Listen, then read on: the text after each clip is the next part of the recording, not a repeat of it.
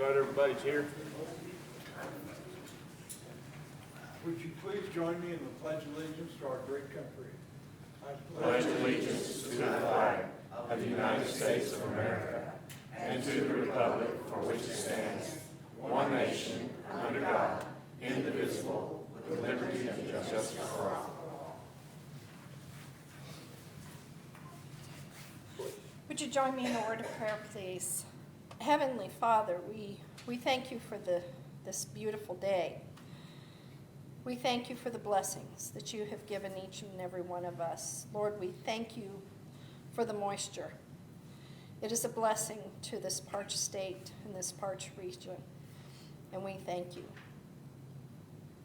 Lord, open our ears, open our hearts. Let us listen to those that are here, to our constituents, to the citizens of this great county and this great state. Bless us all. Keep us safe as we travel and do our jobs. Thank you, Lord. I appreciate everything that you do for each and every one of us. And to God be the glory. Amen. Amen. Thank you.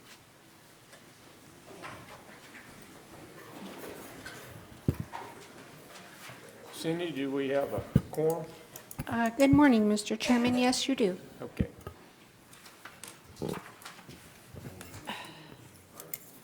Approval of minutes. Mr. Chairman, we have minutes for, what dates? January 25th? Yes. Okay, thank you. Thank you very much. I move that we approve minutes for January 25th meeting as they are. Second. Motion by Commissioner Dana, second by Commissioner Taylor for approval of minutes. All in favor say aye. Aye. Motion carries. Okay.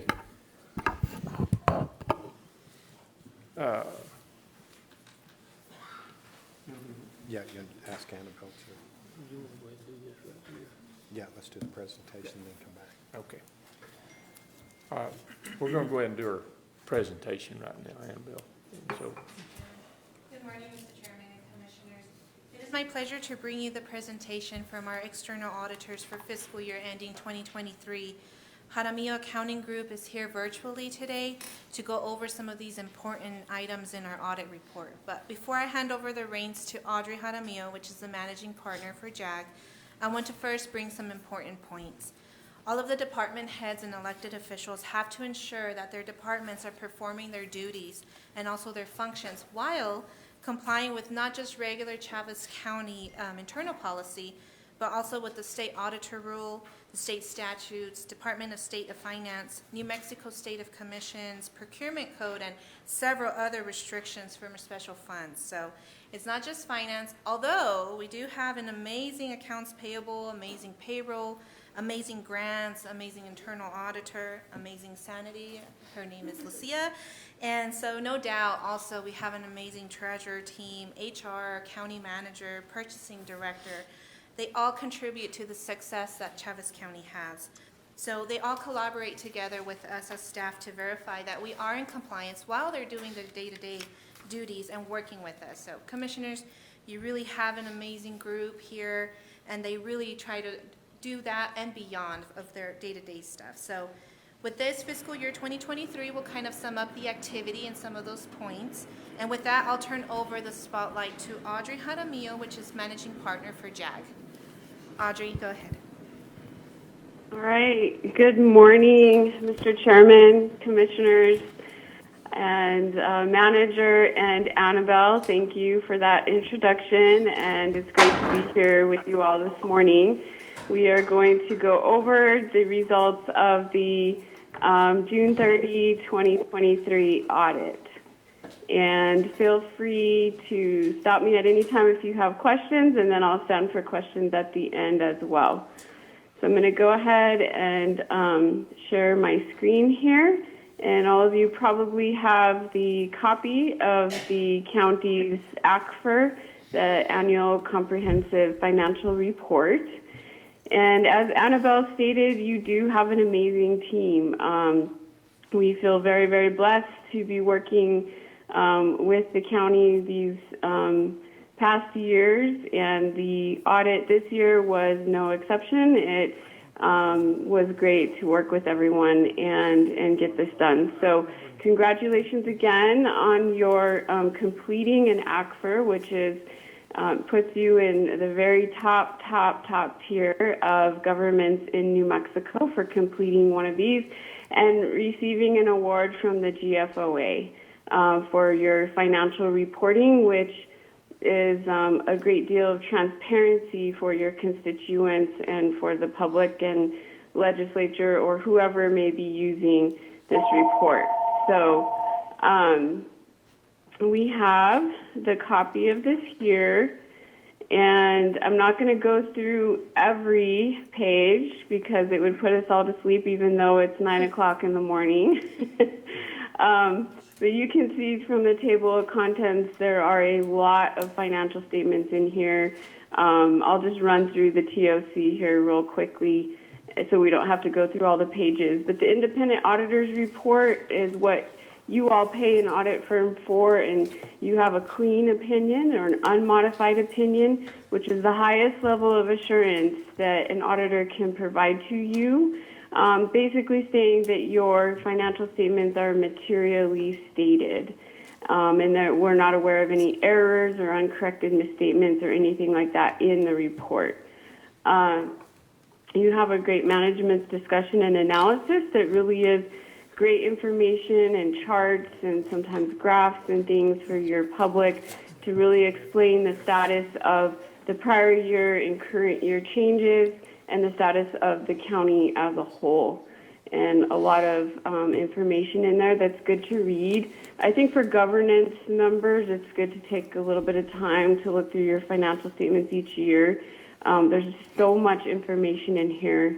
The financial statements do start off with the government-wide, so taking a look at the county as a whole. It'll show all of your revenues and expenditures and then net position or fund balance, if you will. The statement of activities is like an income statement for the county as a whole.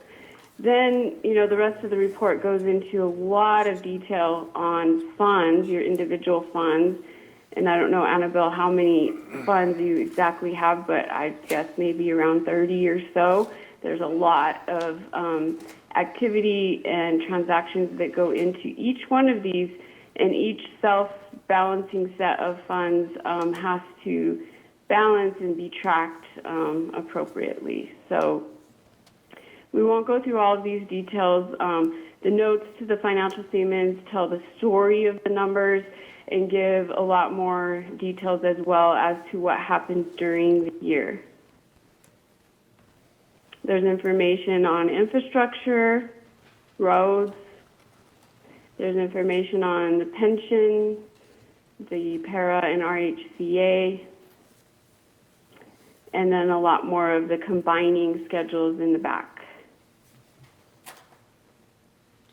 The State Auditor's Office has quite a few required schedules as well that pops up here in this OSI or other supplementary information.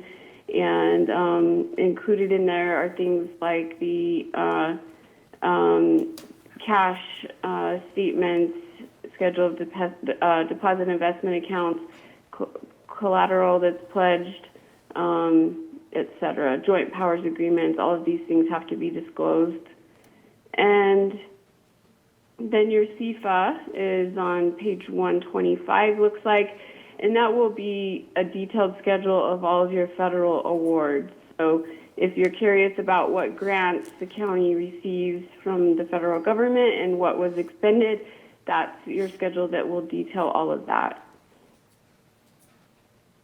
Statistical section, which has a lot more information for transparency for the public.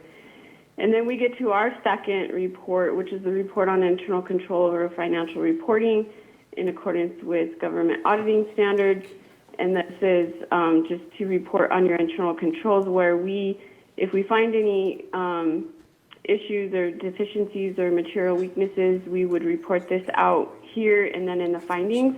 Happy to report that the county does not have any audit findings this year, either in internal controls or the finances or even the major program that we tested this year. So in the third report there, on page 161, is the report on compliance for each major federal program. The federal program that we tested, that we audited in the rotation for this year, was the COVID-19 funds. And then at the very end, there's just a summary schedule of prior audit findings, which I believe there were none, and then your schedule of findings and question costs, which there were none, so congratulations again on that, and then just information on the exit conference. I'm going to jump real quick here to a summary page that we can just take a real high-level view of the results of your audit here. And so it goes over the type of auditor's opinion that was issued, which is unmodified on both the financial statements and the UGG Uniform Grant Guidance federal audit. You can see here no material weaknesses or significant deficiencies or non-compliance that was material to the financial statements. And then we have the federal program that I listed here that came up in rotation to be tested, and then no findings. So that's what I have as real high level, and I'll pause here for any questions or comments. Thank you, Audrey. Anyone have any questions? Dick? Any comments? I would just like to thank the auditors for the great work. Being a CPA and in this profession, I appreciate the hard work that they did on our audit. And I also want to thank our finance department for the great job they do in taking care of the accounting records of our county. Thank you, Dick. Anyone else? Well, thank you very much for your report and your hard work and being able to make time for us this morning. Do you have anything else you want to share with us, or? No, I think I'm fine. Thank you all. We appreciate you. Bill, do you have any comments? No, I just want to thank Audrey and our finance department and our treasurer's office. A lot of people work very hard to pull files and to assure that Audrey and her team have everything that they need, and it just makes the process go really smooth. We thank you for the great work that you do, and we thank our staff for the great work that they do to make it happen. And once again, I want to report that we got our 9th Audit Excellence Award at New Mexico Counties last month. So just want to add that. Thank you very much, Audrey. Thank you. Thank you, Audrey. I appreciate everything you've done. All right, bye, everyone. Bye. Bye. Annabelle, do you have any more comments or No, anything? I think that was all. Okay. Thank you so much. Yeah, thank you. Okay, then, We're going to move the telephone and get Commissioner Ezell Yeah, on the line that's right. quickly. We think quickly. yeah, we hope, maybe I'll answer the phone.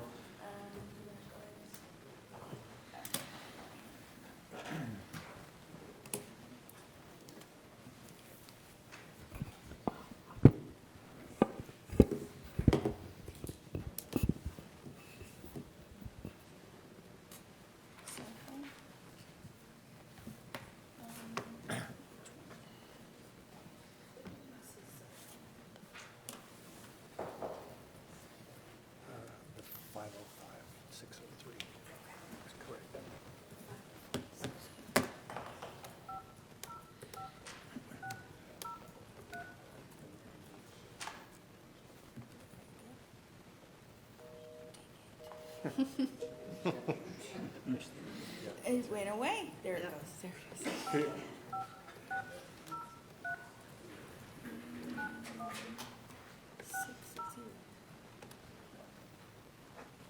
take the 0 away.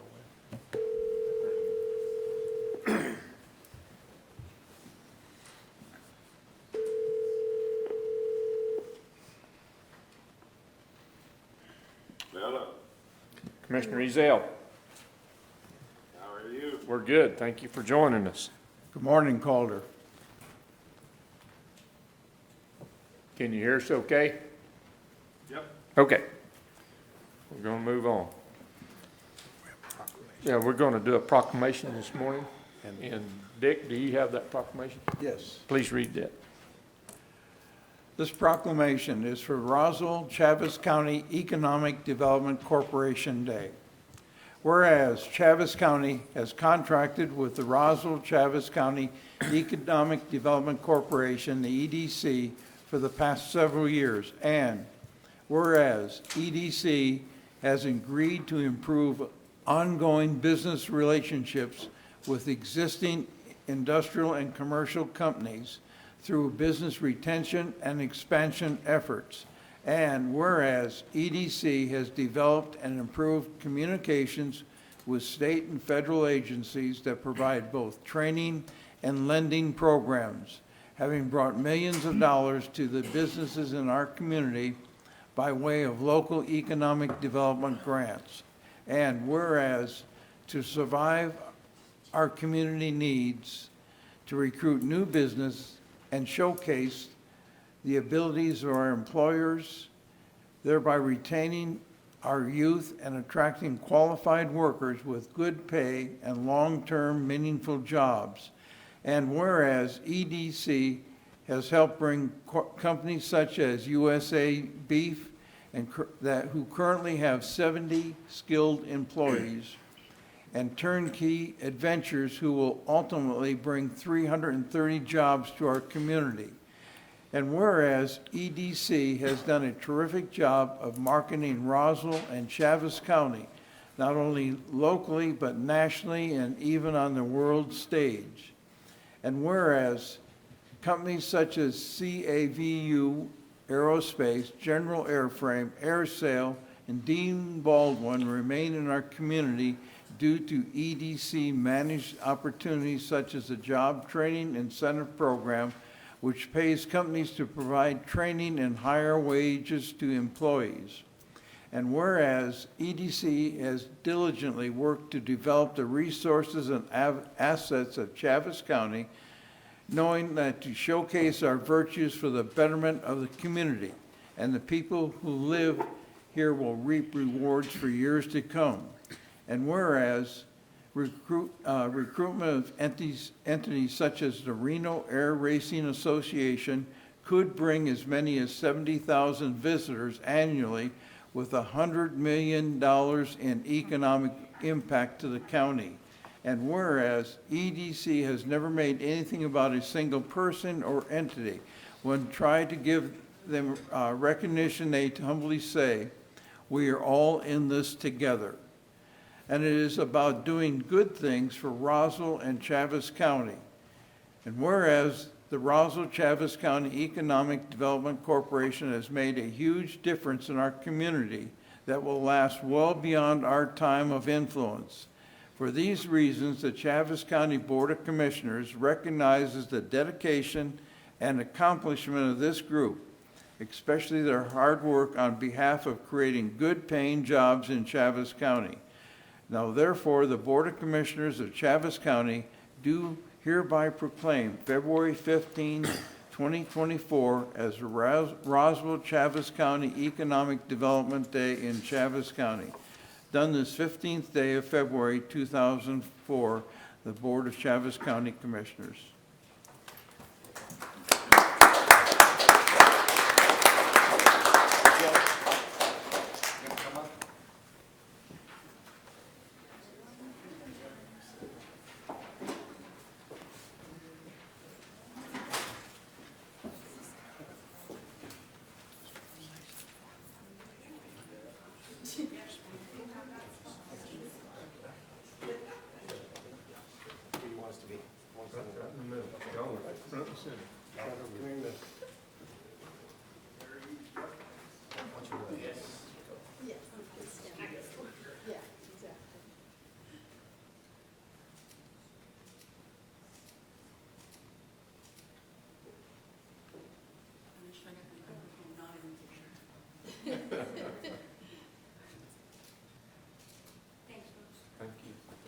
Thank you. Thank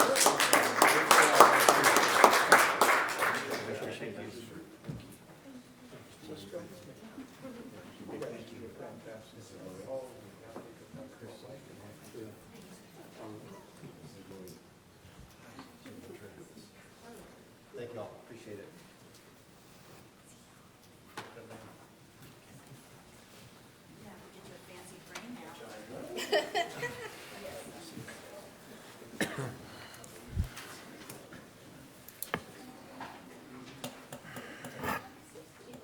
Mike, do you want to give us a little report or address us this morning? You haven't been here in meetings. Coons age. Good We morning, did miss Mr. you. Chairman, Commissioners. We've been doing the work of Chaves County with your support. Good morning again. Just a couple updates on some activities. It's been a pretty busy time for all of us. Actually, been much of a whirlwind when you talk about the Reno air racing piece, and we'll give you an update about that in just a second. You mentioned and thank you so much for the proclamation. That's very, very kind and generous of you. We serve you and the men and women that live here choose New Mexico and Chaves County as their home. And it's a real pleasure and honor to be part of the team of people that make that happen. So thank you for your support, because without it and the support from the city, we could not do the things we need to do. So thank you very much. You mentioned about Turnkey Ventures Project Build. If you haven't seen the report, you know what's going on. It's been in the news. 330 jobs, about $12 million in capital investment. We're pretty excited about this and what this can really turn into for Chaves County and the region. We all need housing, and this is going to solve a lot of a lot of problems with great opportunities for people.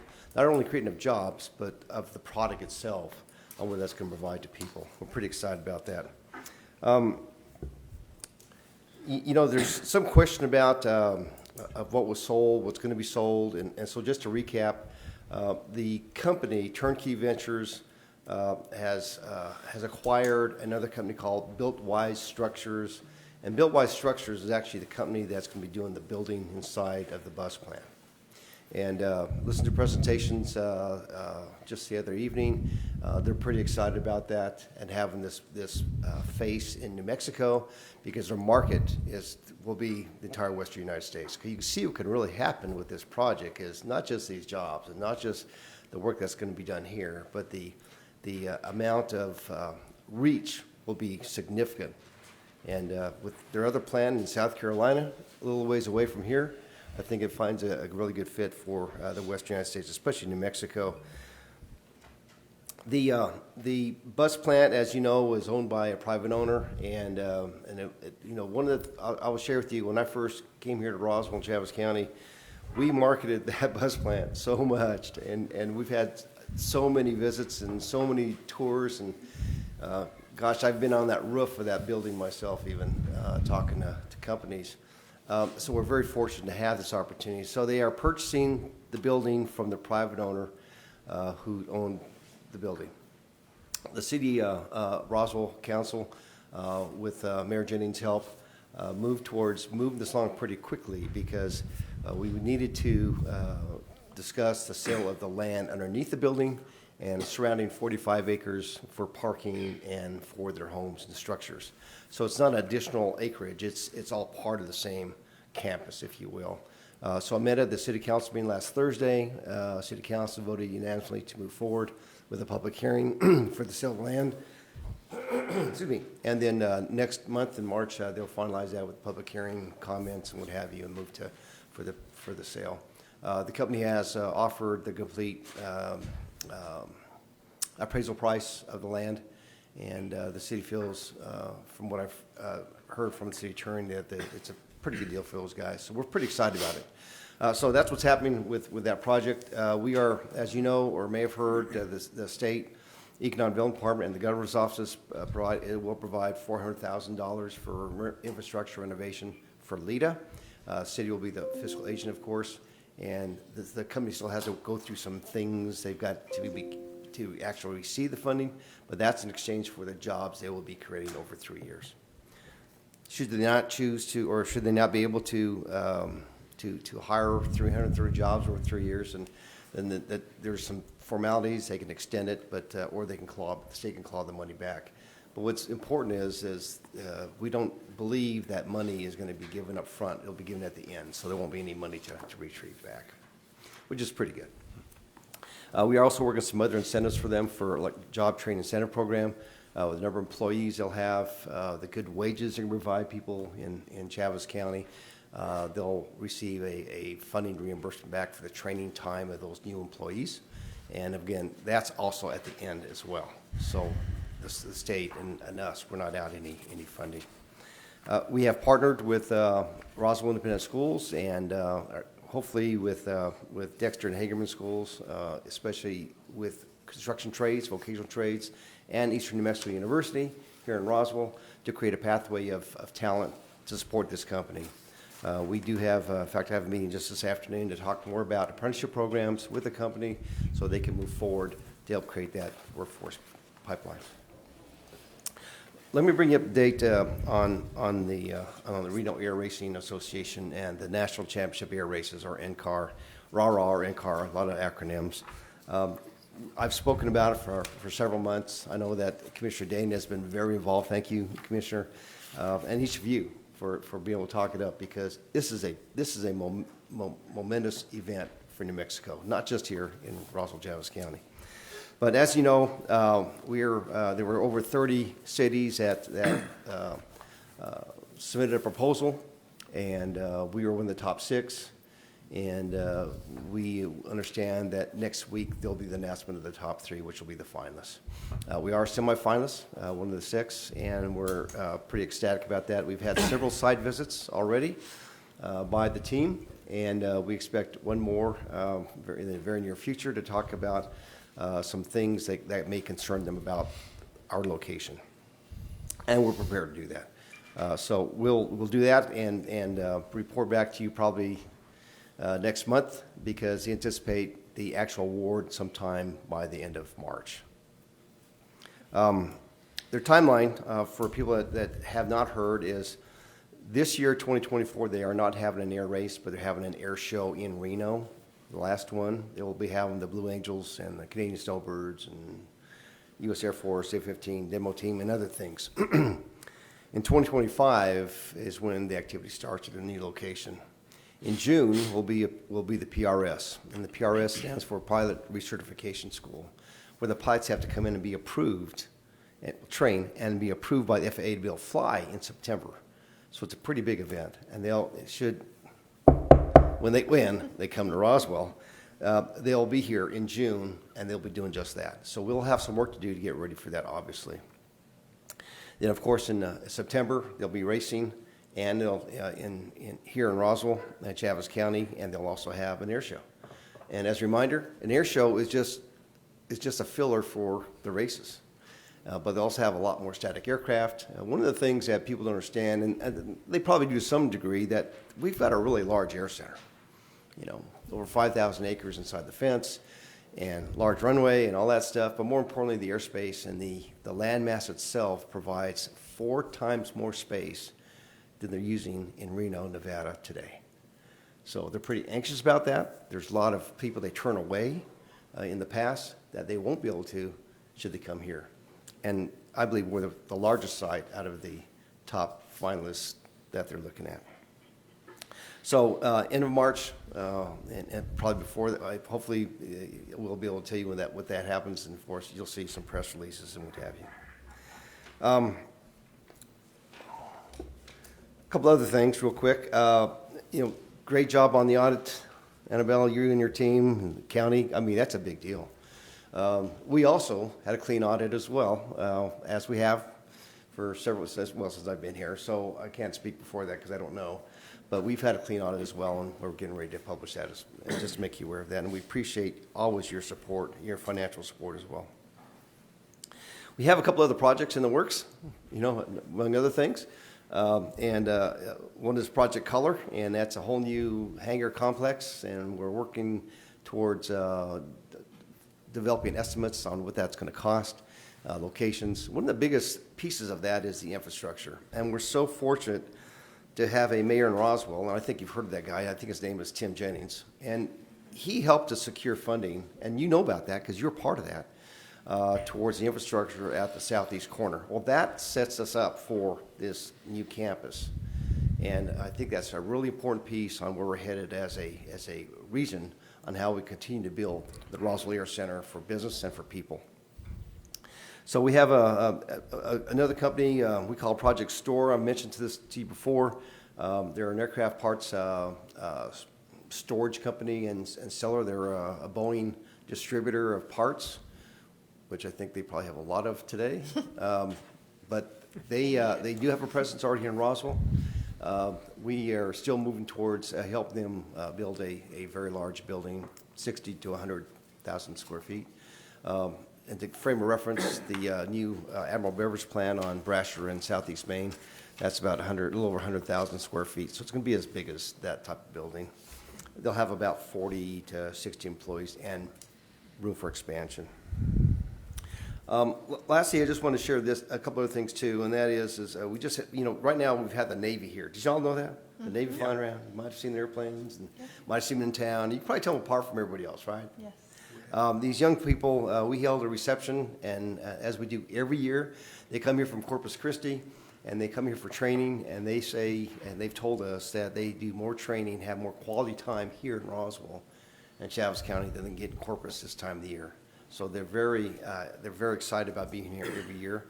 We spoke to them about coming twice a year, and they're looping it up their chain of command, and if they're here twice a year, it's even more economic impact to Roswell and Chaves County. The EDC provides a free-to-them reception, and we do that to host them, and we feed them and buy them a drink and fellowship, and we have gift bags and stuff, and just welcome them to New Mexico, and we'll continue that every year. Last couple of items I want to share with you is we're working with the university on expanding the opportunities at this campus, specifically in the aircraft maintenance technician program. We're only one of two in the state of New Mexico right here in Roswell. Very fortunate to have that here and looking to expand that and make it bigger. So we're reaching out I've reached out to Cannon and Holloman Air Force Base and try to connect departing service members to the programs we have here for those type of opportunities. I think will speak well for RARA and just the companies that we support here at our Air Center. We continue to do business retention expansion visits, and Kristen is the person that's doing that, and she's making great strides. And as a result of those visits, we do identify some trends, and we'll work on those depending on what the needs are. But one of the areas that they've always spoke about, local business people, is that there's always an issue with staffing, and we've talked about that since COVID, right? So we are having a business seminar the 29th, right? 29th at our place, and it's at 9 to 11. I had 8:30 on my calendar, so I probably to be ready for it. So, and what it is we're going to have a panel of local people that's figured out the workforce retention problem and the staffing problems. So we have about 6 companies, and it's open to the public. We'll serve breakfast. So if anyone would like to join us, call Christian, call our office. We'll be glad to get you a seat. Today's the last day of the session. I know that there's a lot of folks pretty happy about that, and a lot of folks probably aren't very happy about that. But more importantly, I think it's really important to hear from our local legislators, what they saw, what they didn't like to see, those type of things, right? So we are having a legislative recap at our offices on the 22nd, just next week. And why we want it fresh while it's in their minds before they go on a cruise or someplace, and to share with the public, anyone, what their feelings are. So we encourage you to be there. It's the 22nd. It starts at 9 o'clock for a couple hours. They'll probably make some comments and they'll field questions from the audience. So we'd like you to consider being there. Mr. Chairman, Commissioners, again, it's a privilege serving in Chaves County, the CDC. We do it together because we're a family, as Will Cavan would say. And anything that you need from us, you can always call us, and we'll respond to whatever those questions or concerns are. I stand for your questions. Anyone have any questions, comments? Mr. Chairman, I just want to say, Mike, the plants out there, they used to be the TMC, the old TMC plants, Nova Bus plants. Are they looking to purchase the whole building? It was known as Plant 3 and Plant 7, but they were combined. Is it the whole building that they're looking at? Mr. Chairman, Commissioner, absolutely. They're Oh, buying the okay. entire plant. Good. And the land underneath it, obviously, and the 45 acres surrounding it. Good, wonderful. So, yeah, because- they have big plans. In fact, they plan, Mr. Chairman, they plan on building a lot of homes in there.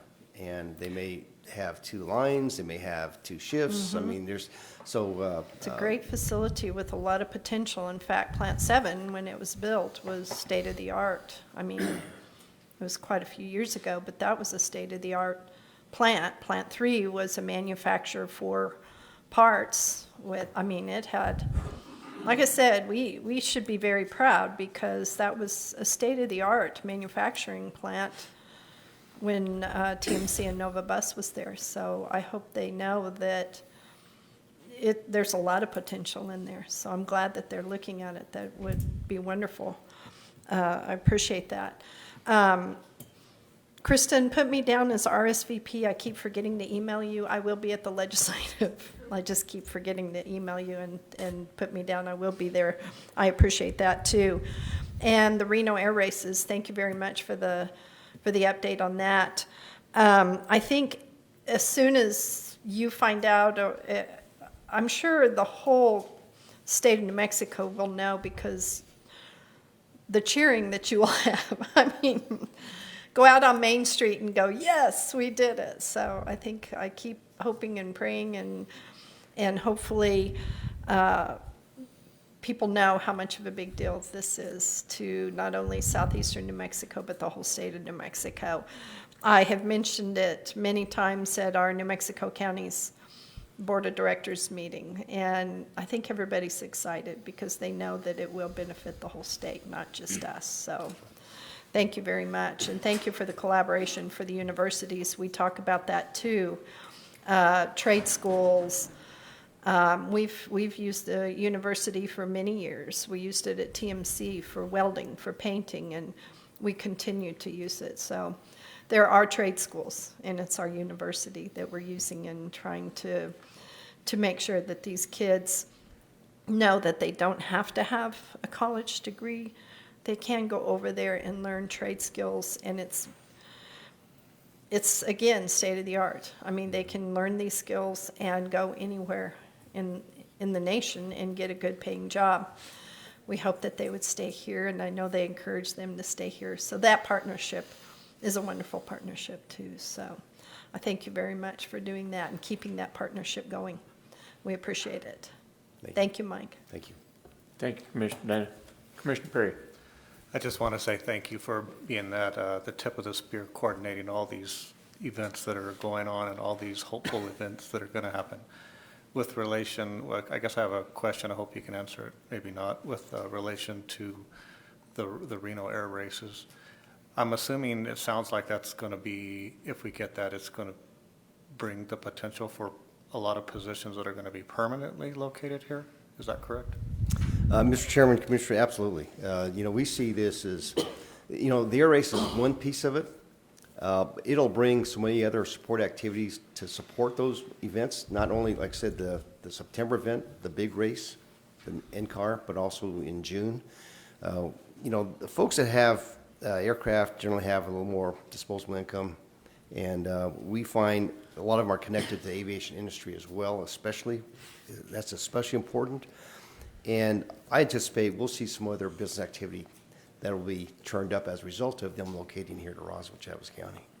So that means more opportunity, especially in the aviation sector, and more support services and aircraft repair and those type of things. And who knows what else they could possibly bring.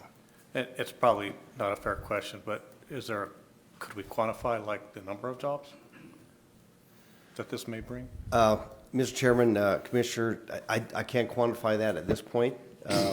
With 70,000 people to plus that'll be coming to Roswell, Chaves County, that's going to increase needs through so many sectors, not just that event. I mean, our restaurants are going to be plumb full. Our hotels, we're going to need more.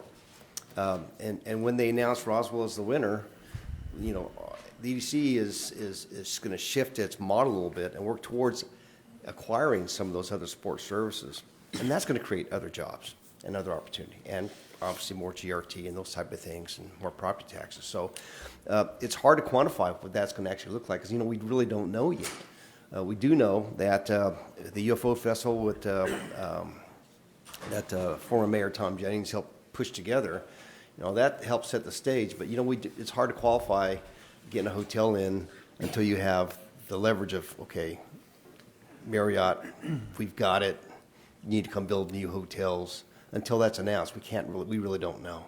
So I do foresee a shift in the EDC towards helping support all the activities that we need to support that, because that's going to bring in all those other pieces and support, especially the support pieces for the people here in our county. So I think it's going to create a lot more jobs. You know, obviously, it has to. Because the need's going to definitely be there. I mean, more fuel. I mean, just think about all the things that people need for, you know, 7 to 10 days. You know, we're planning on RV parking and just a whole host of things to help them. And that's going to open up other doors, because you need a lot of other things to make an RV park work, right? So we're pretty excited about all of it, but we know that once they announce it, the hard work's really going to begin, and that is, how do we get there? And we'll be working very closely with the RAH leadership team to make those things happen. Well, thank you again for everything, and I see the mayor's here. I appreciate you guys for working together and trying to get this to us, to Chavez County. Well, Mr. Chairman, Commissioner, I will share with you that, you know, this was a very strong collaborative effort between the city, the county. You know, Commissioner Dana was very involved in the beginning. In fact, she's in the program as an RFP. The work we did together is why we're at this point today. It wasn't me, it wasn't just the EDC, it was all of us. It was all of us. And you're exactly right, Commissioner Dana. You know, everyone I've spoken to, not only in this region and the surrounding communities that you've witnessed yourself, but even at the state. When the mayor and I visited this past week, the weeks kind of blend together after, you know, during a session. But we were up there the last time, and we met with the governor, we met with all our representatives and senators, and we sat in committees and testified, and there's not a single unkind word about this possible event in New Mexico. Because they see it. You're right, Commissioner Dana. They see the impact it's going to have for not just us here. Obviously, yes. But certainly the entire state. You know, it won't be as big as a Balloon Fiesta, but, you know, one day it could be. It could be. Because it will be the first motorsports activity in the state of New Mexico. So, anyway, I could talk about RAH all day long, because we've been living it for a year, almost a year, and it's so exciting to know that we are so close to that finish line that as we get there, we see great things happening for a lot of people in New Mexico. And what you may not know is we applaud the governor in her full support and some possible funding. And what you may also not know is Senator Greg Nybert and all our legislative folks in this region have put in some money towards RAH out of their capital outlay after they've already submitted their proposals. So we have some things working to help us get over that financial hurdle, if you will. And I think we're very, very close. And like the mayor will tell you, Mr. Chairman, we don't know why they can't be here. It's the only place they can do what they want to do. And we're all the resources, all the menus we have are perfect. And I think that we are in a really good position to win it. That's why I say we're going to win it, but I don't know. I suspect we won't. But even if some really weird thing happens and we don't, the notoriety and that people already know about us. And you think about that from a market perspective, people already are talking about us in other circles. I've got consultants I know across the country that are emailing me and congratulating us on the work with RAH and the bus plan. So people are noticing Roswell and Chavez County differently than they did a few months ago. All right, thank you very much. Appreciate all your hard work and your team, and all your efforts. And I hope this is an opportunity for everybody to, the surrounding communities right around Roswell, it's helped the economic development in their communities too. So anyway, y'all will work with them. Bye. Thank you, Mr. Chairman, and I think that's why they all are happy to contribute some of their capital outlay to this event. Yep. And I think that's a great signal of their support, and the people within the communities obviously support, because we visited them, and they're as crazy as we are about the opportunity. So thank you very much. Okay. Thank you again for the proclamation. Very, very kind of you. Yeah. Mayor? Mr. Chairman, I would, on behalf of Can you come talk in the microphone? People online got to hear I was you. going to call on you. I didn't know whether you was here from mayor or flood control, or was trying to figure that out, but maybe. Well, I'll just do it all. Yeah. No, I want to thank the county, and, together, we're getting a lot done. And we've got the university, the schools, the county, the city, we're all together. And these guys are a fantastic team. And, it wasn't that way a couple years ago. And I got to tell you, thank you all very, very much. And rah-rah's big, but there's some other things we're going to have to really get on now. Because when that turnkey comes in and they build those modular homes, you know where the market area is? It's 500 miles around Roswell. But just look at 200 miles around Roswell. Yeah, you've got Las Cruces, and you've got Santa Fe and Albuquerque, but you keep looking, and you've got Amarillo, you've got Lubbock, you've got Midland, Odessa, and El Paso. And when you look at that, they're going to put 5 modules, which a module can be 12 to 20 feet wide and 50 to 70 feet long. They can build 5 modules and put 5 modules of homes out a day. And if they double shift, it'd probably double that. But those are going to be traveling. The biggest share of that market is going down 380. That road, we're going to have to work on getting that road 4-laned, not 3-laned. And you look at, the modular housing, and if you saw that presentation, you can't believe how sturdy each one of those, they call them a box, but each module is, and they put them together, and how well it's designed. And they've already hauled one from all the way from South Carolina to Austin, Texas, and put it in. And so this is going to be a big deal, but we're going to have to really put a full court press on the 4-lane in that road, because you take one of those trucks carrying a module, it's going to go about 50 miles an hour at the best, and 50 miles an hour on a 2-lane road. You got 5 of them going a day, or it could be 5 a day, but it's probably be 2 or 3 days a week that you can have that. And those houses can be anywhere from 1,200 or 1,400 feet, to no telling how many you could put together. But but it's going to be from reasonably moderate priced housing to $400,000 a house. So if you're building homes, and so that's going to be a big deal. So we're really going to have to look at that. And I've always been impressed. I'm really impressed with Commissioner Ezell, because he's always here. Today he's not here, but he's got 2 bottles of water for his speakerphone there, and I think that's going to be good for him. And one last thing, just on the flood control, we're going to bid on the project north of town, probably on, I think it's the 27th. And everything seems to be going and falling into place there. And thank you so much for your support on that. As a flood commissioner, that's been a good deal. But it's really wonderful when we have all the organizations in our community of interest, and I throw in the surrounding areas as well. We're all working together, and it's nice, and we're getting things like what we're getting out of Chaves County, Roswell Economic Development Group. Things are going well. And so we're gonna take the whole region with us, just like the whole region's together on our air service. We're all gonna be there. So, you know, thank you guys, and thanks for working together, being together. Thank you. Thank you, Mayor. Appreciate you, Mike. Mr. Briscoe, would you like to come up and visit with us just a minute?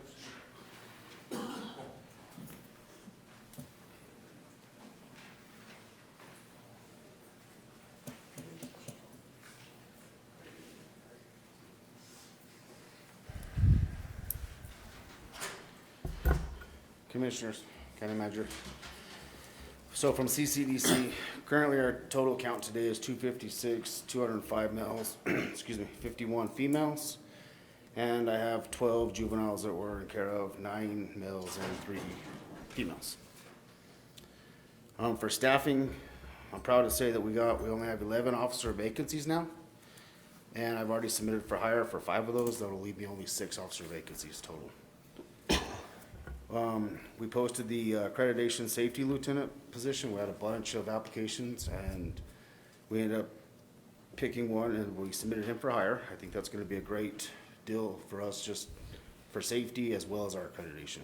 So he'll be focusing on those. Volunteers, we currently have already held 2 volunteer trainings and we have 4 different churches on and 4 different denominations coming in. Aspen program, they went through the volunteer training and he'll be coming in and that should be starting this coming week. So we'll be starting Aspen. We also got connected with Dan Jennings for 100% Chaves County for aftercare for our inmates when they are released for mental health and for substance abuse.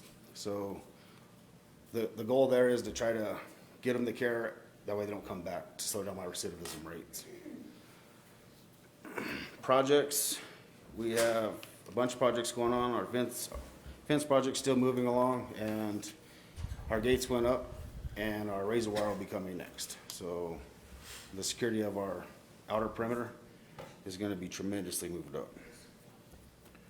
We also have a floor project in the works. We're removing a bunch of tiles and we're going to go with a kind of a ceramic carpet. It's just easier to clean and it's safer. I have inmates popping the tiles up to make weapons and things of that sort, so we're going to eliminate that altogether. Painting, full steam ahead. We almost got all of our painting in there done. A bunch of the graffiti's gone. The windows that were graffitied on, we've replaced a bunch of those that were cracked. So just the overall appearance on the inside is looking a lot better. It's still got some ways to go, but we're chipping at it every day.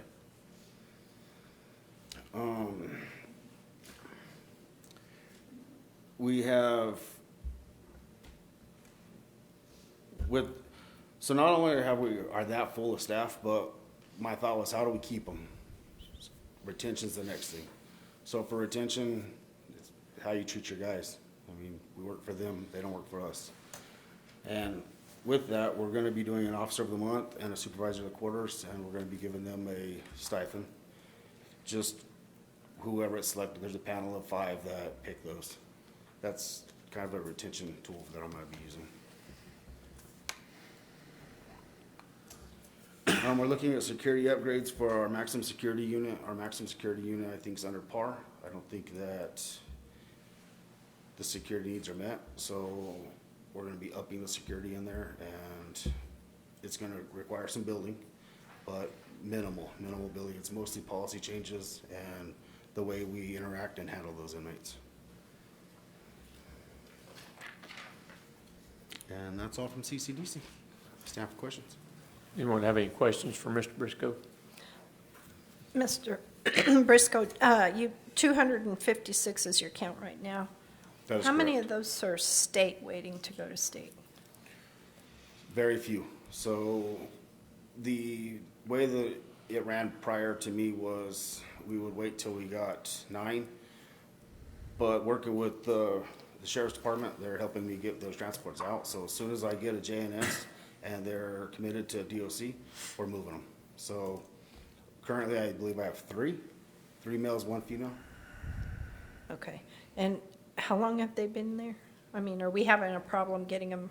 Not at all, actually. Okay. Okay. Like I said, I work with the Sheriff's Department, and Sheriff Harrington is helping us get them moved, so. Okay. That process is very fast.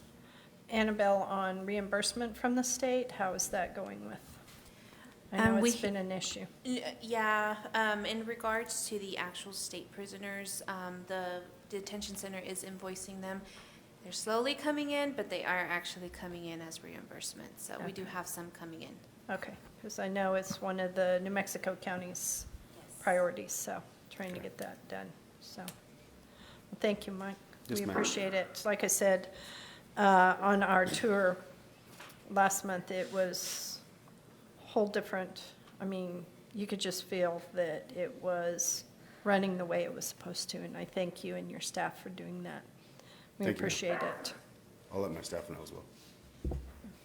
Yep. Anyone else? Mike, thank you very much. Thank you for Thank you, your hard sir. work. Tamara? Just report on the 4-H. Commissioner Ezell, you still there? You went to sleep. Okay. It'll He'll take him a surface minute in to get off the mute and all Yeah. that, so. Good morning. So Tamara Schubert, Chaves County Cooperative Extension Service. So my goodness, it's been a busy year. I think I've missed y'all the last couple of months.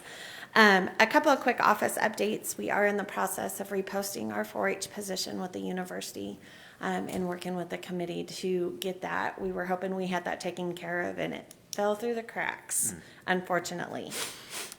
We are in the process of scheduling our annual advisory meeting next month as well to meet with our boards to look at what the county needs moving forward for the next couple of years. On the 4-H side, February kicked off some braiding workshops in addition to the conclusion of our quilting workshops with our kids. We are working with some community businesses and the college to bring in about 10 new workshop tracks that will give our youth an opportunity to explore some further education, whether it's a certificate or higher education in some fields that they have been interested in, including things like woodworking and small engines and things like that. So the college is helping us out with that. Shooting sports and livestock judging workshops are ongoing, along with our outreaches to the Hagerman and Roswell libraries. Enrollment is set to conclude on March 31st for our 4-H kids. Right now, we have 200 youth that have re-enrolled, and so that is still putting us on track to exceed our numbers from last year, which is great as we have a month and a half left. On the FCS side, we will be having our second wide community leaders training on March the 7th. Our first training this month maxed out our facility over there, which was awesome to see, so we're expecting big things from our second one as well. We will be joining Eddie, Lee, and Chaves County in developing a early childhood action network, which will bring education to not only our early childhood educators here in the county, but also family and parenting education classes as well. So they are meeting the February 22nd. That's going to be their first meeting, just to kind of start brainstorming what the needs of the area are and what we can do to help those. Our Strong Bones classes continue along with our mental health classes in Hagerman and Roswell. Our kitchen creation classes kick off on Mondays next month. We have 2 on the books right now, and that's about what we can handle with the grant funding we get from NMSU. We have 75 participants on the list right now, which is way more than what we can handle for a class. So I am kind of petitioning NMSU to see what we can do to get some more grant funding in to help with that flow. On the ag side, Drew is working with some community and county agents in hosting the Youth Ranch Management Camp, which gives our youth an inside look on managing ranches and kind of growing that next generation. And then we are also preparing to co-host the Southwest Beef Symposium next month on the 7th and 8th of March. And so he's got lots on his plate as well. And with that, I will stand for any questions. Thank you, Tamara. Anyone have any questions? Tamara, thank you for Thank you. all you guys are doing. Mr. Sounds like you're busy. Mr. Chairman, if I can give a quick update, it appears that we received and of course, it's not a done deal yet. As we know, the legislature still has a few things to finish, and governor has to approve and that sort of thing. But it appears that we received $590,000 to go towards the changes to the floor plan in the building that we got for you guys. So we expect that to be moving ahead pretty quickly and give you more space so you can have classes of 75 and those kind of things. It'll be fun. But thank you for all you do, and we're proud to be able to assist you and provide you with a new building. You know, it'll be a long time coming, but you guys deserve it. Thank you. Thank you for your support. Yeah, thank you very much. Thank you. Okay, we're going to move on to agenda item number 1. Okay. The resolution R-24-004, supporting Luna County in their opposition to the designation of the Members Peak National Monument. Mr. Chairman, Commissioners, this resolution is in support of Luna County in their opposition to the designation of approximately 245,000 acres of land in the Florida, Cooks Peak, Good Site, and Tres Hermanos Mountains situated within Luna County, New Mexico. Staff recommends approval, and with your permission, I'll go ahead and read this resolution. A resolution supporting Luna County in their opposition to the designation of the Members Peaks National Monument.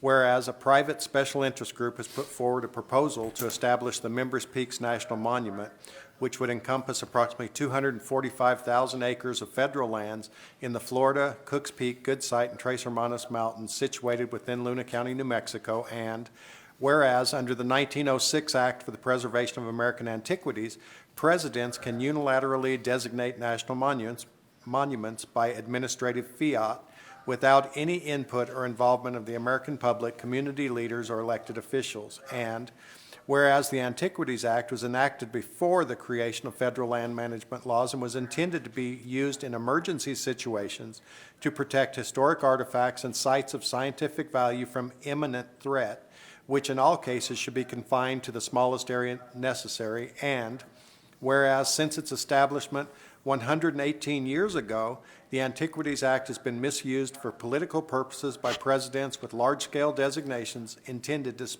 limit specific uses, activities, or access to vast areas of public lands, allowing unfettered government control and hindering the productive use of those lands.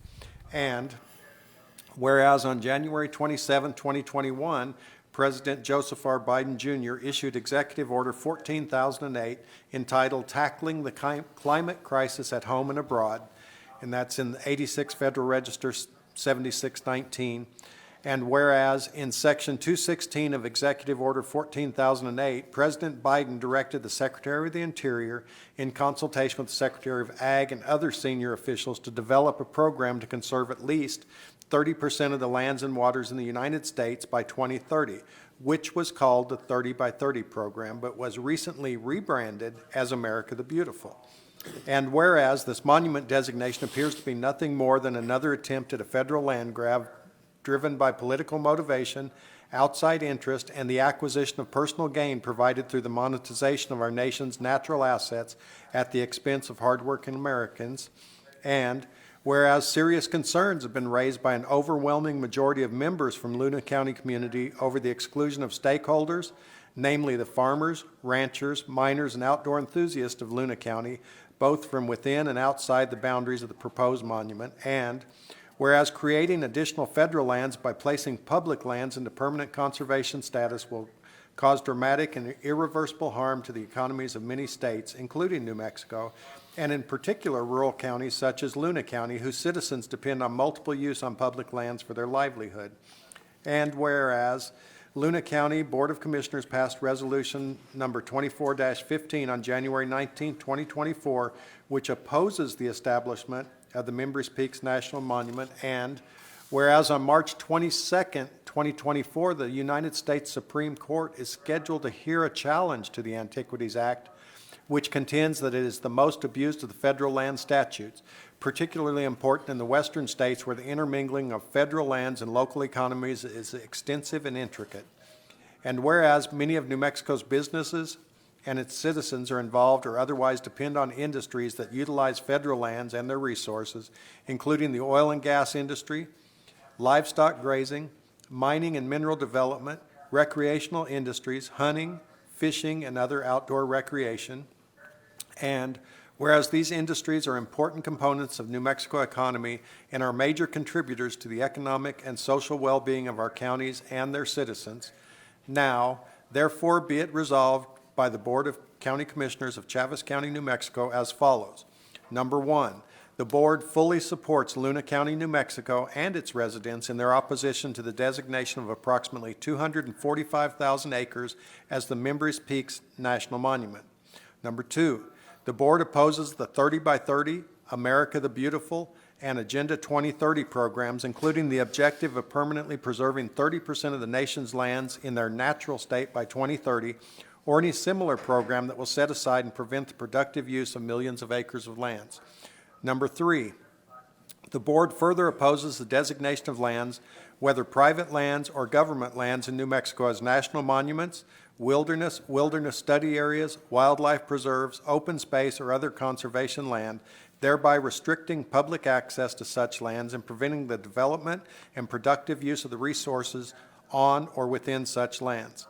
Number four, the board opposes any federal rulemaking by the Bureau of Land Management or any other federal agency which promotes any non-tangible status goals on public lands as a valid multiple use for those lands. Number five, the board does not support any monetization of America's natural assets, including natural processes or ecosystem services, or the practice of allowing outside investors and foreign interests to have any ownership in those things which belong wholly to the American people. Number six, the board supports continued private ownership of land in New Mexico, recognizing the nation's need for domestic sources of minerals, energy, timber, food, and fiber.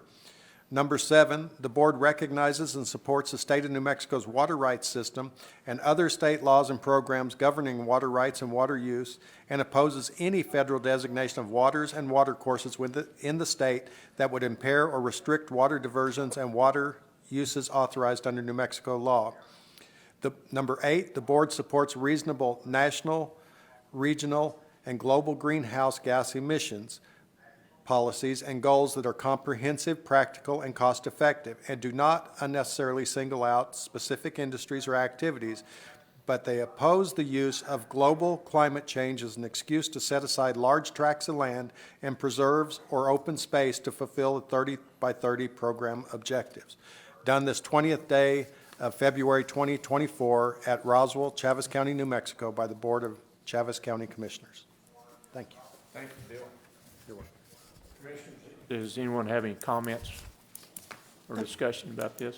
Mr. Chairman, I asked that Bill give me a copy of this, and I took it to our last New Mexico Counties Board meeting, and I had them pass it out to every board member and asked them that if they wanted to take this back to their county commissioners and support Luna County.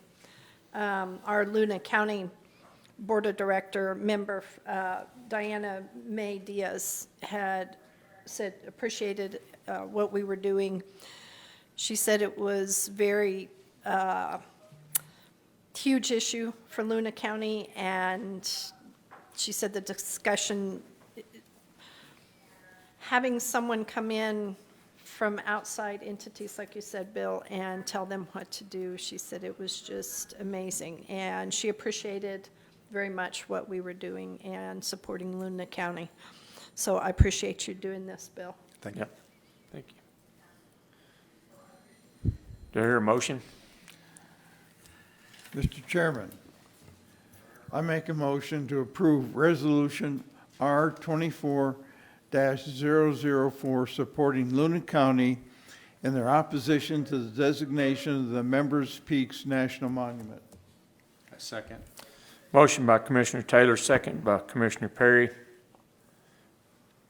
for approval of Resolution R-24-004. All in favor say aye. Aye. Motion carries. Thank you, Bill, for your hard work. Okay, agenda item number 2, Resolution R-24-005, acceptance and approval of for year 2023 audit. Annabelle? Mr. Chairman, Commissioners. Agenda item number 2 is Resolution R-24-005, which is the acceptance and approval of fiscal year 23 audit. As presented earlier in our meeting by JAG, we do have a requirement pursuant to NMAC and NMSA to accept and approve all audits required by the governing body.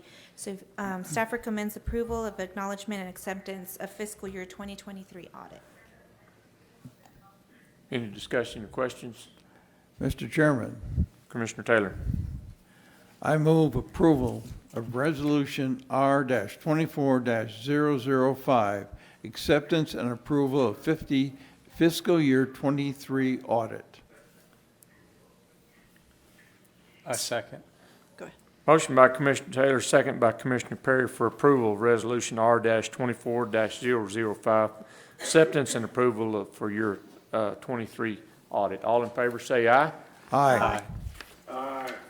Motion Thank you. carries. Thank you, Annabelle.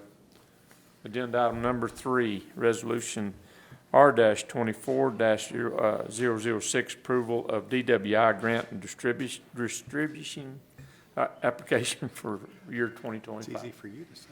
Yeah, it's easy for me. Good morning, Mr. Chairman, County Commissioners. As to agenda item number 3, the resolution R-24-006, approval of the DWI grant and distribution application for fiscal year 25. The Chavez County DWI program would like the approval to submit the fiscal year 25 local DWI grant and distribution application. The estimated distribution amount for fiscal year 25 is $419,211, which we allocated as follows. Under the prevention component, it will be $111,700. For law enforcement, $85,424. For treatment, $24,000. Compliance and monitoring, $84,431.60. Coordination and evaluation, $75,555.40. For alternative sentencing will be $38,600. Also, the Chavez County DWI program is requesting under the competitive grant in the amount of $128,000, which we allocated as follows. For prevention, it'll be $24,000. For treatment, $90,000. Coordination and evaluation, $14,000. The application will fund the project year July 1st, 2024 through June 30th, 2025. Staff recommends approval, and I stand for questions. Thank you. Anyone have any questions, comments? Mr. Chairman, I move that we approve R-24-006, approval of DWI grant and distribution application for FY25. And I second. Motion by Commissioner Dana, second by Commissioner Perry for approval of R-24-006. All in favor say aye. Aye. Aye. Motion carries. Agenda item number 4. Thank you. Thank you. Resolution R-24-007, the amendment to the Chavez County Land Council. Good morning, Chairman, Commissioners. Agenda item number 4 is Resolution R-24-007. It's an amendment to the Chavez County Land Council membership. This amendment would reduce the Chavez County Land Council committee membership from 9 members to 6 members in order to better establish a quorum at its quarterly meetings. All other organizational requirements will remain as stated in Resolution R-94-59. Staff will provide a separate action item at next month's meeting dealing with the Land Council's membership roster. Staff recommends approval.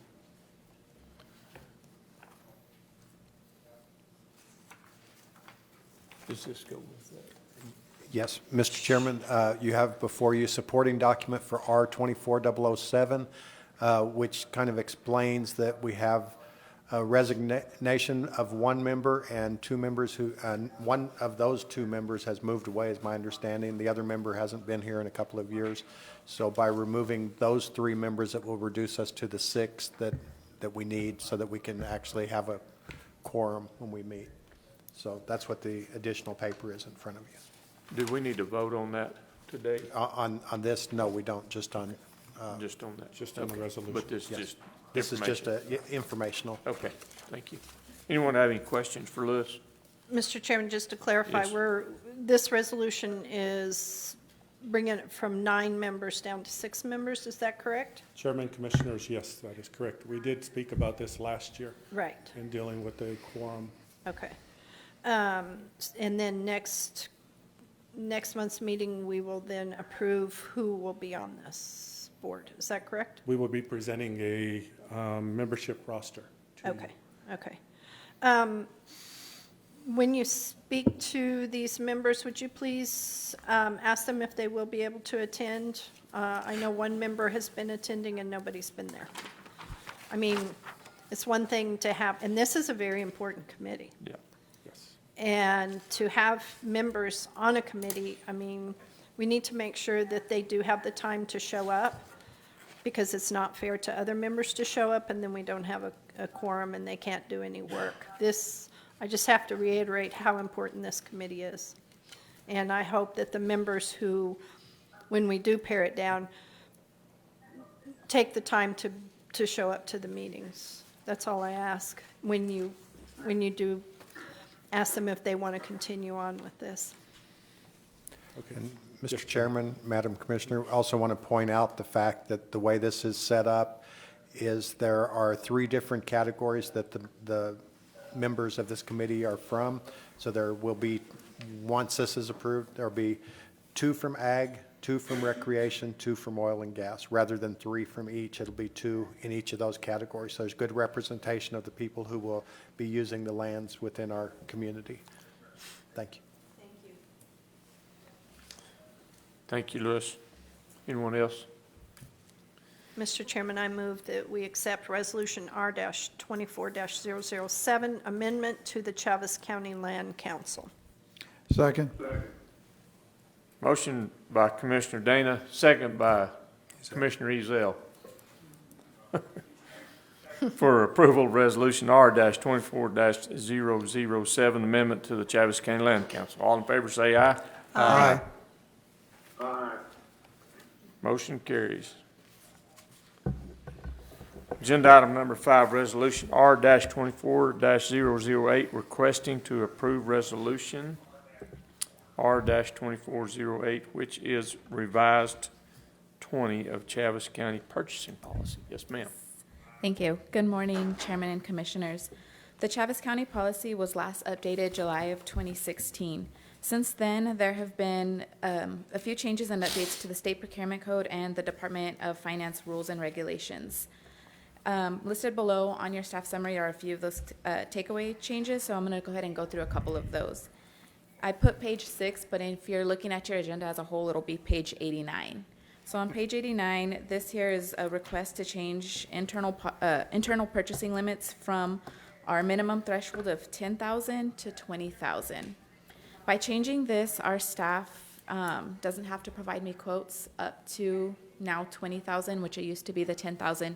We found that was kind of difficult nowadays with the price changes and just the way that the economy kind of has changed since, of course, COVID.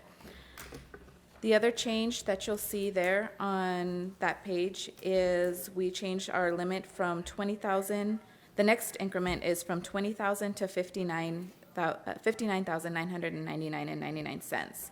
Before, anything after $30,000 would be requested by myself, so that would mean that the purchasing director was reaching out to vendors and requesting quotes between that threshold.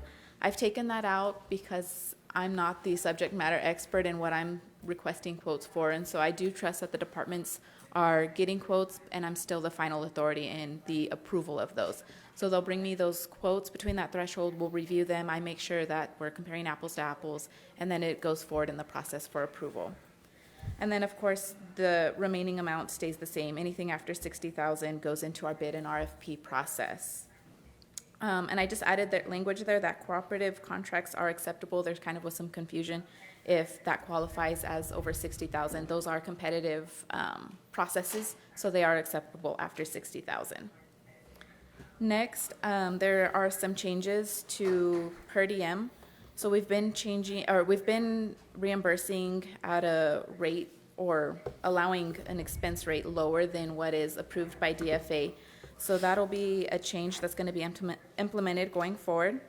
And then in this paragraph there on this page, let me find out what page that was. Page 95 of your entire packet.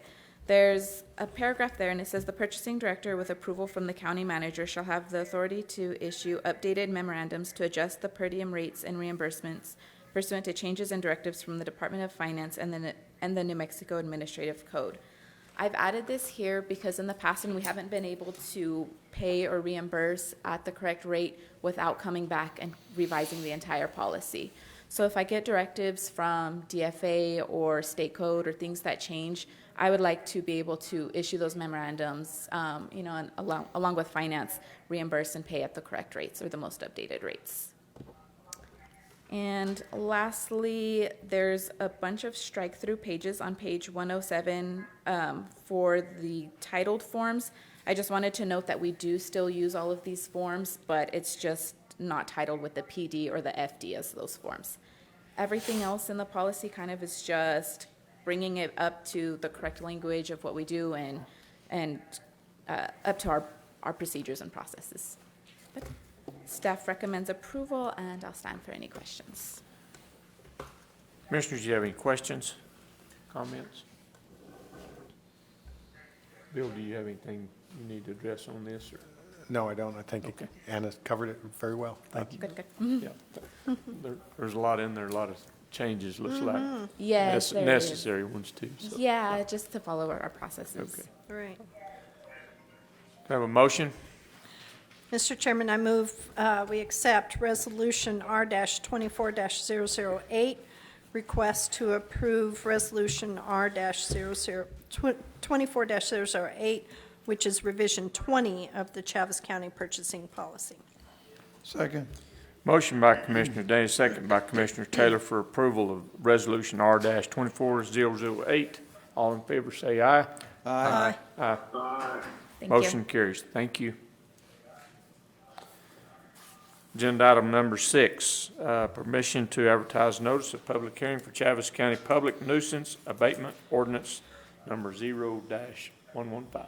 Chairman, Commissioners, this is agenda number 6. We're asking approval to advertise a notice of public hearing for the Chaves County Public Nuisance Abatement Ordinance number 0-115 in compliance with the NMSA 4-37-7. Staff shall publish a general summary of the proposed ordinance one time in the local newspaper at least 2 weeks prior to the March 21st board meeting. The general summary shall read, procedures for condemning and cleaning up nuisance properties in the unincorporated area of Chaves County as permitted in NMSA 3-18-5 and 4-37-1. Staff has been working with legal counsel on this. Staff recommends approval. Commissioners, any questions for Lewis?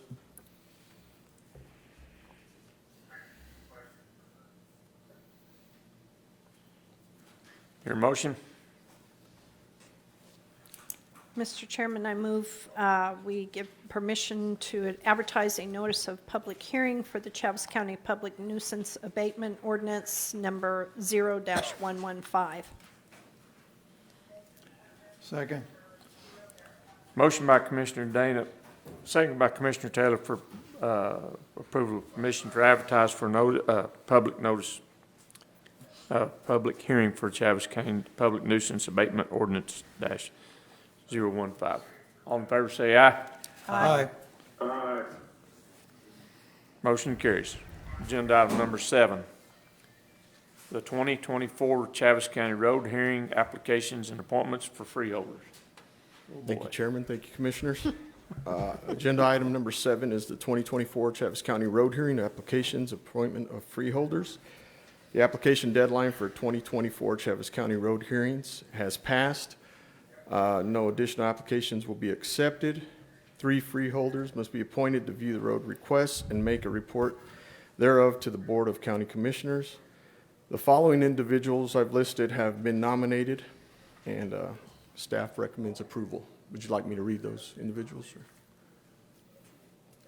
Okay, so first off, we've got Francisco Salvaray of Roswell, New Mexico. We've got David Story of Roswell. We've got Alfredo Para. And then as an alternate, we've got Bob Tackett.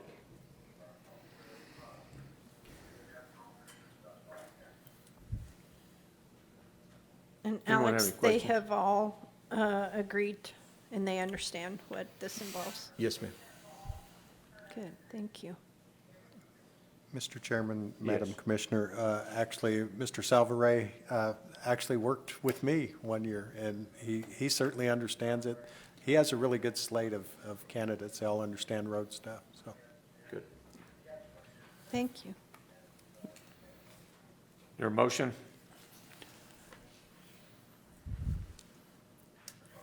I guess I'll only add that we also only have 2 applications this year. Oh, shucks. So the motion would be to approve the applications and the freeholders Yeah. Okay. appointments. So there's just 2 road applications is all? Yes, sir, Mr. Chairman. Oh, that's not right. That's, something's not right. Something's not right. One of them is almost in a different state, so. I saw that, yeah, it's quite a ways And it's away. quite That a- was a very Oh, I see interesting. why. I see who it That was is. a very interesting application, yeah. Mr. Chairman, I move we accept the 2024 Chaves County Road hearing applications and appointment of freeholders. Second. Motion by Commissioner Dan, seconded by Commissioner Perry for the 2024 Chaves County Road hearing applications and appointments of freeholders. All in favor say aye. Aye. Motion carries. And just because there's only 2 does not mean that we don't need snacks, Rita.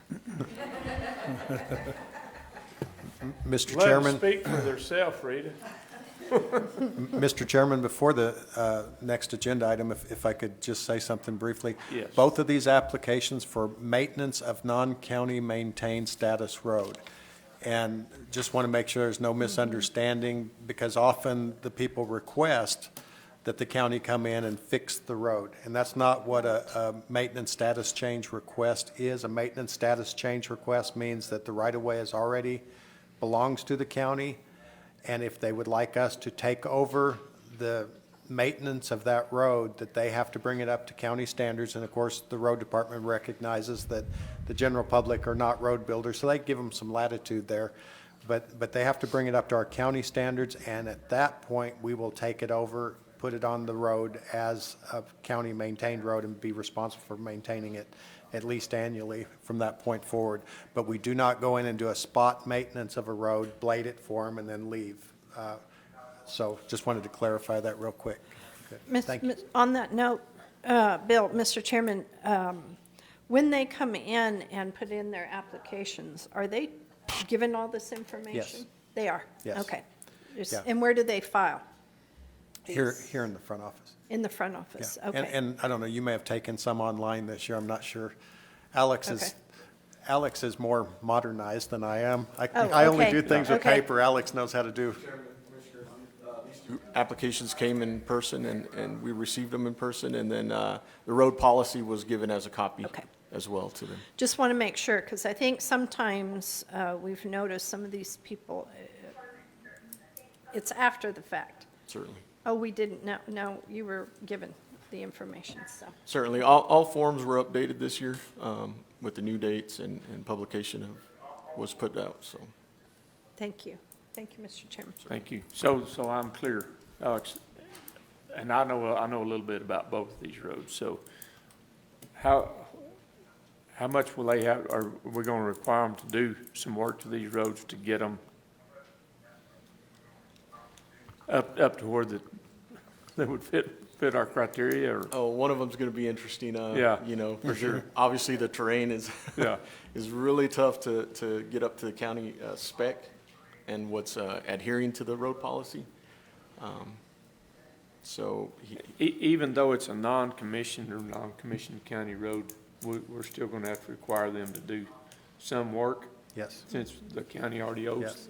it? Our policy says they have to bring it up to county standards, and that is the part that we have given a little bit on in the past, rather than have them bring in truckload after truckload of caliche or base course. If we get something with some semblance of a road with bar ditches on the side, somewhat of a crown, and some kind of appropriate material, and no potholes that are 8 feet deep, Joe and Angelo is here today, usually will inspect that and decide that they've made an adequate attempt to make this a county road. The one that we may have a lot of trouble with, he asked for 9 miles. I thought it was about 11 and a half miles. That road winds back and forth in and out of a riverbed. Each time it rains, the road gets torn out.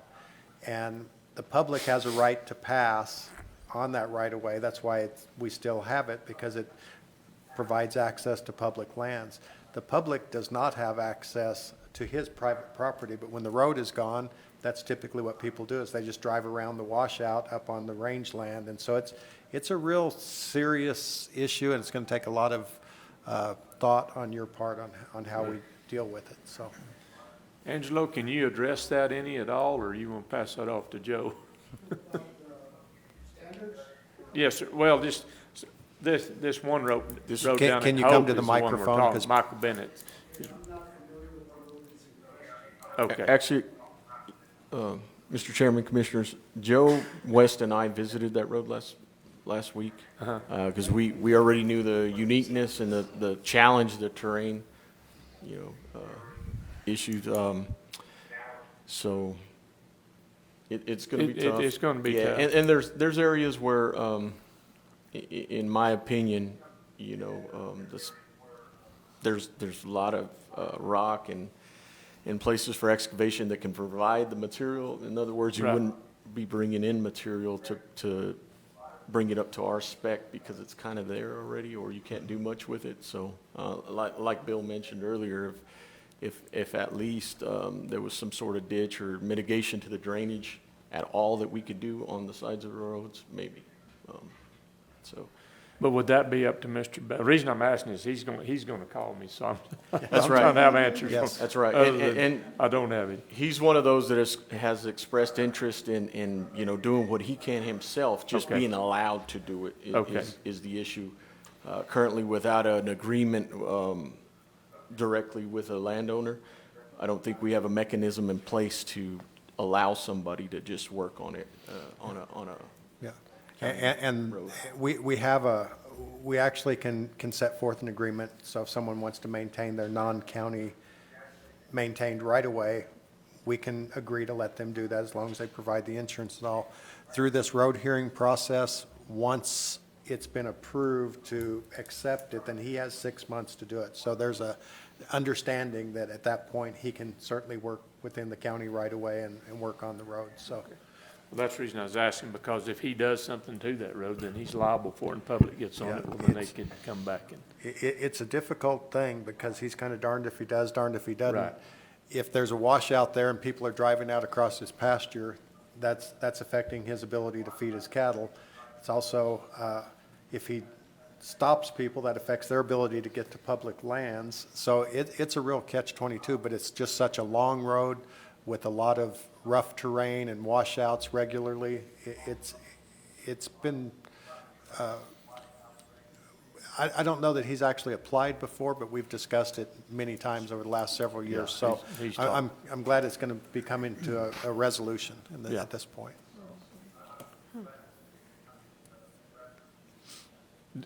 Did you have anything you want to add to that, Angelo? We're addressing Sergeant Canyon. Yes. Yeah. That road is going to be quite difficult to bring up to any kind of standards just because of the riverbed. And when we have flooding out there, it's going to be, anything that he does to that road is going to be Washed out. compromised. All right. So it's going to be a monumental task for him to bring it up to standards. But if he brings it up to standards, it's going to be tough for us to maintain as well. But Right, that's something we'll it have to may address double in the your future. road budget. I don't know, we've actually put a number on what it's going to cost, but it's going to be a huge cost to maintain that, and Exactly. so. We've had to rebuild Sergeant Canyon a couple of times after flooding, and it takes quite a bit. That's something that would have to be looked at and addressed to see any alternatives, and I don't think there's any alternatives into that ranch in the back. And the other option, I suppose, that there is the county does have the authority to maintain their own roads. They just don't regularly maintain them. So there is a possibility that the road department may go in and fix the worst of the worst, but not want, or you may ask them to fix it. So it'll last for a while and then not take the responsibility of maintaining it on a at least annual. So anyway, there's a lot of questions, and until we get there and look. I don't know who this question goes to, but was this road ever maintained? I don't know that any of us can really answer that. It's a non-county maintained, but I would venture a guess that at some point the county has probably gone and filled in some of the washouts. I would venture a guess that the owners of that property have probably gone and filled things and maintained it to some degree. Because it's not just a two-track road. And that's why I say, when I say county standard, we won't just take a two-track road winding in and amongst the mesquites or whatever. You know, it has to be a regular roadbed with ditches and stuff, which is kind of what we're talking about, bringing it up to standards on a complex road like this. And again, we leave that up to the road department to determine what is appropriate on that particular road. So I'm sure at some point, I'm sorry, Bill, I'm sure at some point, and I don't know if there's an old residence at the end of this road or somewhere. There is. So there was, at some point, there was probably a school bus route there. Who knows how long ago? It may, But years ago. But I mean, that's usually how those things, from my experience, is how they got started. So which quadrant of Chaves County is this in? It's down by Hope. Far Boot Hill. Yeah, it's south of Duncan. And, Yeah, it's in Calder's district down there. Does it cross the Pennyasco? No, it's further south. I don't know further south. I don't know which drainage It backs up is. into the National Forest on that side. The same road ends up on the National Forest, and as a matter of fact, they've closed 3 miles on their side. I believe, and Angelo, correct me if I'm wrong, isn't it about 3 miles probably north of the Chaves County boundary? Chaves County line, Eddy County line, yes. Yes. Yeah. It's down if you have to access through Armstrong Road going south of Hope. Okay. It's in that area.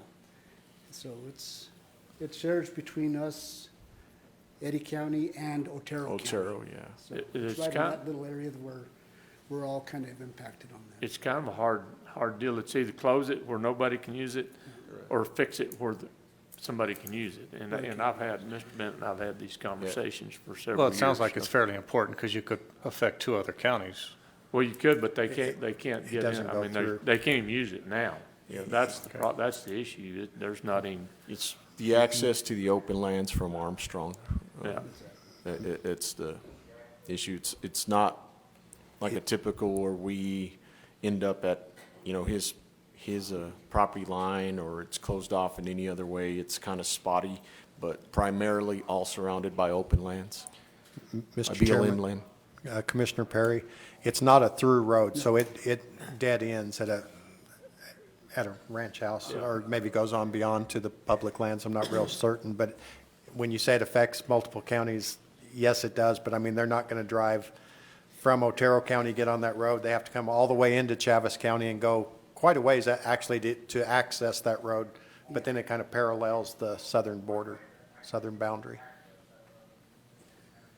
It's kind of one of those roads, if you're gonna go up it, you gotta wanna go up it. It's not a thoroughfare. So anyway. And I do know a little bit about the other road because it's joins a neighbor of mine over there. He called me and asked me what to do, and I told him to come visit you guys. His road probably can be put on. Yeah. I mean, fairly easy because they're using it all the time. So. Thank you. Thank you for comments. All right. Any other comments on that? All right, move on to agenda item number 8. Cindy, did we vote on agenda item Or number did- 7? Yeah. Yes. Yeah, we did. Okay, thank you. All right. Go ahead, Mike. Okay, Chairman, Commissioners, good morning. Appreciate you having this time for me up here. This is in reference to approval of out-of-state travel. Chaves County Sheriff's Office is requesting authorization to send 2 of its lieutenants, Charles Drake and Andres Solis, to the Western States Sheriff's Conference in Reno, Nevada on March 3rd through March 8th, 2024. The registration fee for this conference is $225 per person, along with $1,015 for hotel stay plus meals. The total estimated cost to send each lieutenant will be $1,600, including meals. Funds for this travel expense will be covered by the LEPF line item for travel and training. And staff approves this. Anyone have any questions? Mr. Chairman, Mike, I see you noted it. We will take Lieutenant Drake's truck. Please clean it out. Has he cleaned it out yet? Oh, yeah, don't Okay, you good. worry.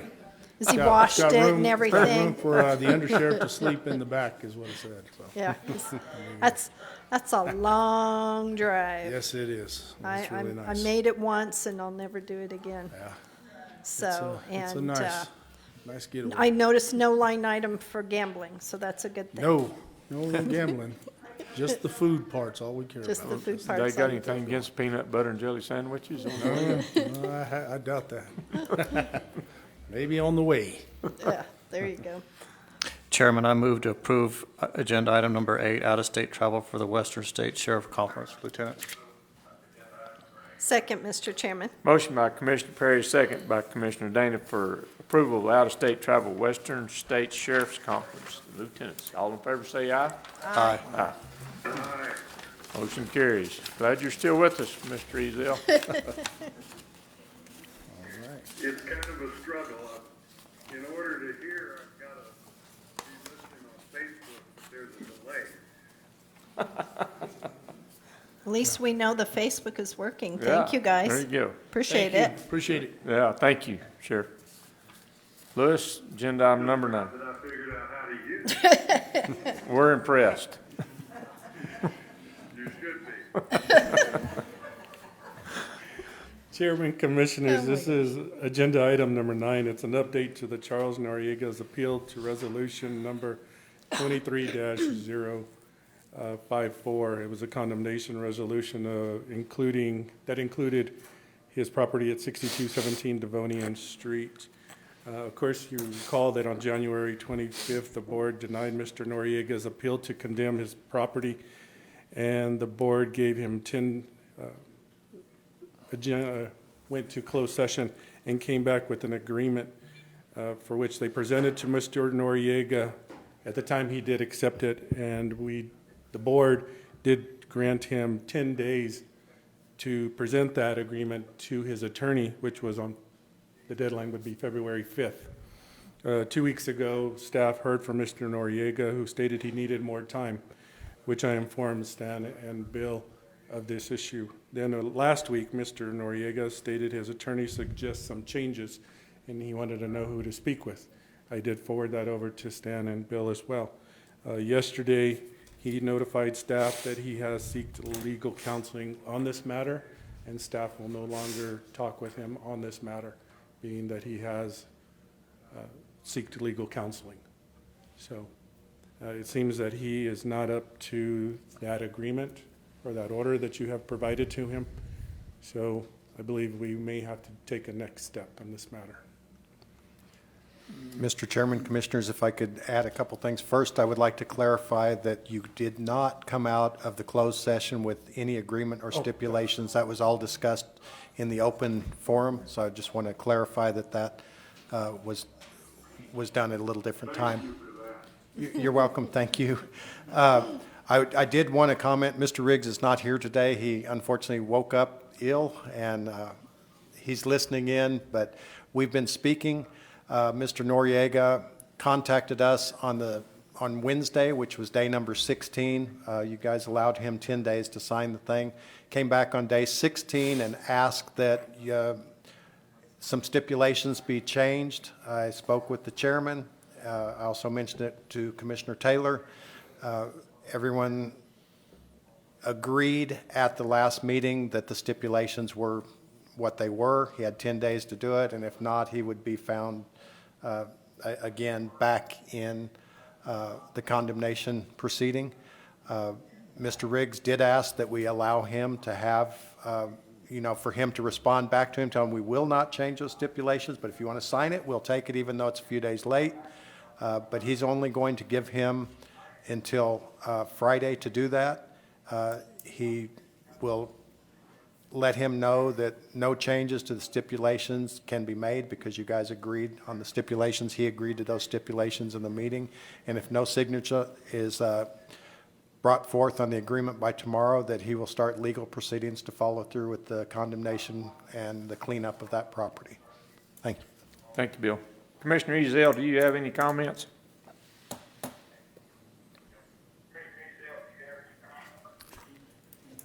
No, it looks like it's going the way it needs to. Okay, thank you. I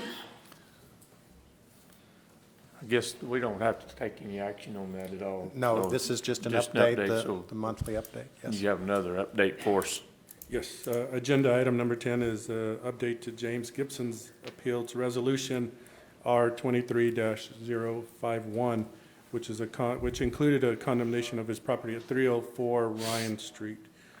On December 21st, 2023, the board denied Mr. Gibson's appeal to condemn his property, which is at 304 Ryan Street.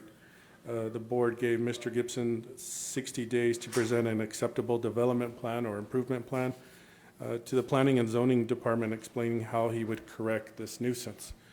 Staff has spoken with Mr. Gibson 3 times, and just this morning as we began the session, we explained to Mr. Gibson that we need a letter or statement which will say when he will repair the electricity, when he will repair the structure, and when he will repair the septic. But he still seems to be confused on that matter. He is running out of time. The deadline is the 21st of February, at which time staff will act on the property. That is all I have. I believe he's had plenty of time. Yes. Anyone have any comments, questions? Okay, thank you, Lewis. Thank you for your update. Approval of checks. Mr. Chairman, I move for approval of checks in the amount of $1,610,082.17. Second, Mr. Chairman. Motion by Commissioner Taylor, second by Commissioner Dana for approval of checks. All in favor say aye. Aye. Aye.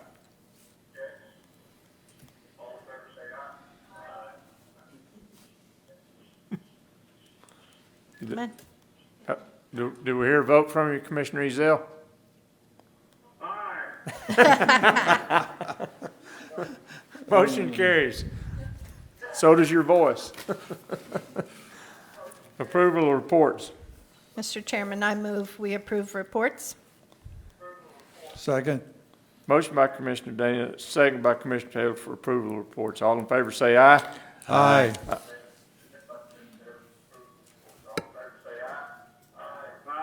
There he goes. There you go. All right, thank you. Okay, we're going to move into unscheduled communications, and they're limited to 3 minutes per visitor and to not exceed 15 minutes, and no formal action will be taken by the commission. And I would like to ask Mrs. Coleman to come up. You've been patient, and thank you for being here. State your name and your address for the record, please. Okay, I'm Lori Coleman, and I'm here from Luna County and Lincoln County. My address in Luna County is 6355 Stirrup Road Southeast in Deming. My address in Lincoln County is 148 Hill Country Road, Alto, New Mexico. So I'm here today to witness that y'all supported Luna County in our fight against the proposed Membriz monument that caught us all off guard. I'm a small miner on BLM land, and I have been since 2009. I have a disturbance of under an acre a year, and I do reclamation after each one of my digs. The rock that I source in the Little Florida Mountain runs my rock shop in Deming and in Alto, which is right outside of Ruidoso. Those Texans love to come to Ruidoso and buy my rocks. We have enough mismanagement with the BLM already on some of our lands, and we don't need another overlaying policy of a declaration of a monument. There are ways to go about opening tourism more to Luna County other than a declaration of a monument. I don't foresee a lot of tourists coming to Deming in July when it's 112 and the rattlesnakes are out. But if that's what they want to say is going to help us, then more power to them. But I wanted to commend your manager, Mr. Williams. I've been educated with the knowledge that he has in regards to this 30/30. I've appreciated so much, as a lot of other residents do of Luna County, his resolution that he's drafted. Many more counties are putting this on their agendas also to vote, but Chavez County led the way after Luna County. Our commission also voted against it. Our city council voted against it. Columbus Electric has voted against it. The Deming Gem and Mineral Societies voted against it. So we appreciate you having our backs on this, and I just wanted to be here today to make sure I witnessed it and that I thanked you appropriately. Thank you for your efforts and putting the word out, and that's what it's going to take for everybody to unite in a united front. So we're here to support you guys. Thank you very much.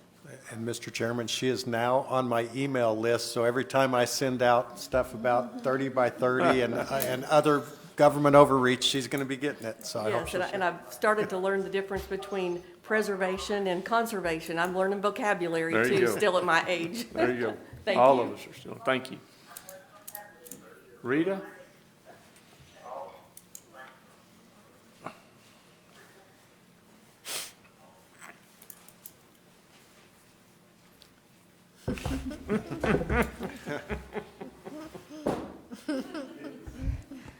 Good morning, Mr. Chairman and Commissioners. Do you know what today is? Hey, where are you from? Oh, very narrow, unstriped Chicago Cubs World Champion 2016 mailbox, Mark Road. There you go. Thank you. Okay. I changed from the Bears to the Cubs. Look out, the peanut gallery's going.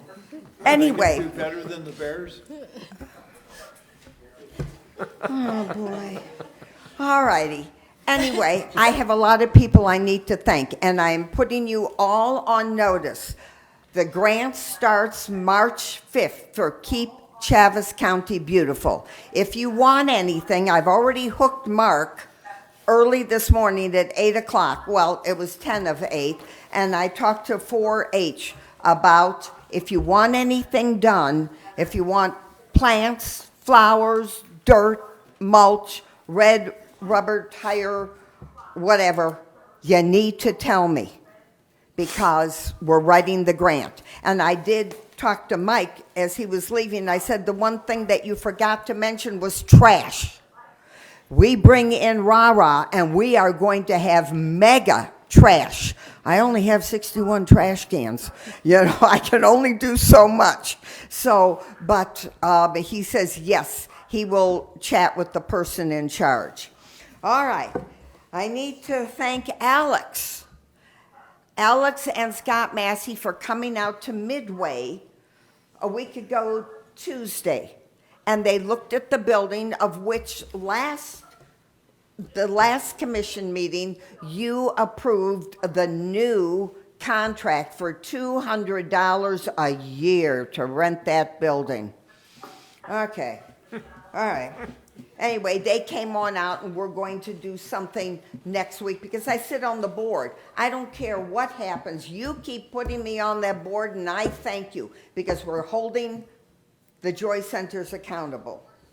All right, Dara comes with me everywhere. She was at the meetings, and, you know, nobody is working on Monday, correct? You've got kids, you have nothing to do. We will have, Dara, 50 to 60, 6 to 10-year-olds doing finger painting. So if anybody wants to come out and help those kids, Dara is there to protect me. Feel free to come on out and help us at the Boys and Girls Club, and there will be cookies. All right. Then we have Anna. Poor lady. I mean, last month I had $11.97 to spend.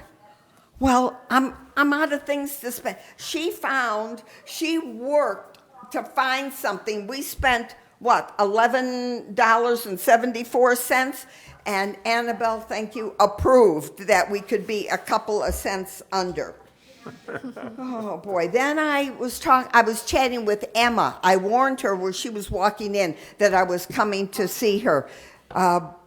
This is about Main Street, Roswell, and the Farmers Market. Don't forget we do Farmers Market the second Sunday in July all the way to October. And yes, we are still going to be there. There was a problem last year, and we took care of it. But I just wanted to thank all these people who stand in front of me, next to me, behind me, as we hold people accountable for what they are supposed to do. Does anybody have any questions about the grant? No. Does anybody want anything? No. Michael, do you need anything out at CCDC? You have a list? Okay, good, thank you. Because I had chatted with them before about, making it pretty, not real pretty, but, pretty. Also, out at Midway and at the Boys and Girls Club, we're going to be painting rocks. Not the little rocks, but huge rocks. And we need Poor Wade Construction. They have given me so many rocks. I hate to go back to them again, but they are my go-to people. So if you're out on your property and you have rocks, bring them. Well, Miss Coleman has a lot of rocks. I know, I just looked at her. No, we need rocks that we can paint to beautify some of the places and to keep the older, mature people at Midway on track, and the little darlings out at the Boys and Girls Club. We need them. So anyway, if anybody has nothing to do Monday, 10 o'clock, Boys and Girls Club, we'll give you a trash bag, you'll put it on, and we will be finger painting, not faces, but parchment paper that Anna purchased for me. So if there's no questions, I will take my awesomeness of the Chicago Cubs bag and go sit down. Thank you, Rita. Thank you for all that you do. Awesomeness. Awesomeness. Anyone else? Yes, sir. Name and address. Marvin Clements, 6102 Kincaid. I come here every month and complain about the same things, but I'm seeing a little progress, okay? Lewis brought something up that's a good deal, okay? Hopefully some of these things get done over there. Maybe this nuisance ordinance will take care of the people at 302 Ryan Road. Them guys over there demoing cars and all that kind of stuff. I got a legislative ordinance here says that they needed a license to scrap these cars. I'd like for somebody to go over there and inform them that they can't do this. And the part about all these people living in them camp trailers and whatever else it is. These people got a car tipped, a big truck, tipped over in the neighbor's property on its side and demoing it right now. I thought you had to have a title for these things before you can start demoing them. They just do whatever they want to out there. I don't know. I'm sure you guys heard enough from me, so that's about it. We're glad you're a regular now.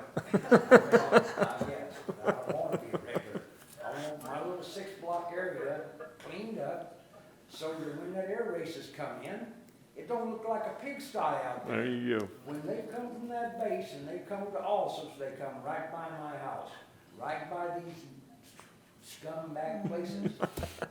And it looks terrible, guys. And you know, they had the truck stuck night before last, tipping this thing over.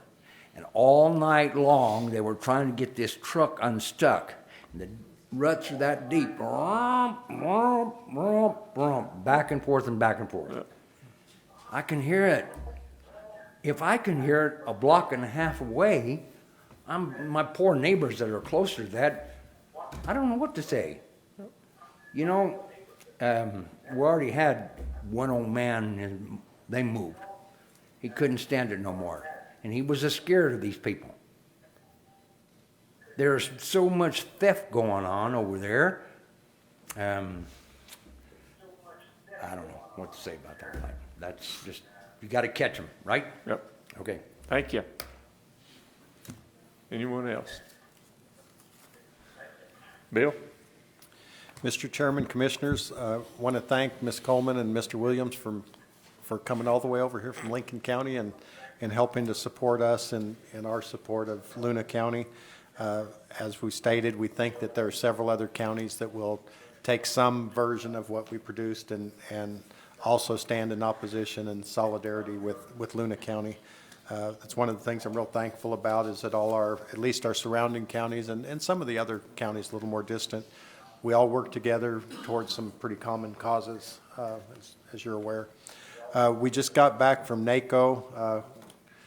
Commissioner Perry, Annabelle, and I, we came back. It appears that we may have to go to the annual convention in Florida, which I'm not real keen on. I was talking yesterday. I've never been to Florida. Don't think I've missed anything. But we have two resolutions we want to put forward in the Public Land Steering Committee. One of them having to do with the natural asset companies, which we've talked about previously, where the federal government is trying to monetize things that happen in nature and allow China and everyone else to determine how to manage public lands at the expense of productive uses of those lands, whether it be grazing, oil and gas, whatever. You know, a federal or a different nation could actually decide that if they had enough shares of stock in the natural asset company. And that was squelched, at least initially. A company called the Intrinsic Exchange Group took it through the SEC. They kind of got egg on their face once we alerted people in Congress what was going on. They were pretty appalled, and so they withdrew it. So, oh no, we didn't want to do that. But we understand that the leader of the Intrinsic Exchange Group is already making the rounds in Congress, telling them how they misunderstood what their intent was and that they're going to come at it from a little different direction. So we expect that to come back, but at least round one went to us as far as immediately getting it shut down and stopping some of these egregious actions. I do want to mention really quickly on the legislative monies, it looks like we have $590,000 coming our way for the Cooperative Extension Building, another $275,000 to assist with Pecos Valley Regional Communication Center. Of course, the sheriff, others are in line to get some money from the state. So we're looking forward to seeing how that all shakes out. I want to thank the detention facility and all the work that they've done and continue to do. I think it's a great idea that they came up with a stipend or a performance award for the corrections officers. They'll do one a month, and then they'll do an annual Best Correction Officer of the Year, and then quarterly they're going to do the supervisors because, as Mr. Briscoe said, the lower on the rung they are, the more the people above them work for them. So I'm really glad that we're honoring the workers and then the supervisors at a lesser amount later on. But thank you for that. Thank you for putting that together. And you have a good staff. You've assembled a good staff. You've got some good people, and it shows because we're nearly fully staffed, and no other facility in the state can boast on that. We can't yet, but you're getting close. Thank you for that. Yeah. See, it looks like I'll be speaking on the radio tomorrow at 8 a.m., so if anybody's bored, you can come on the radio or listen to that. We also do a chat with Chaves County the first Wednesday of the month. We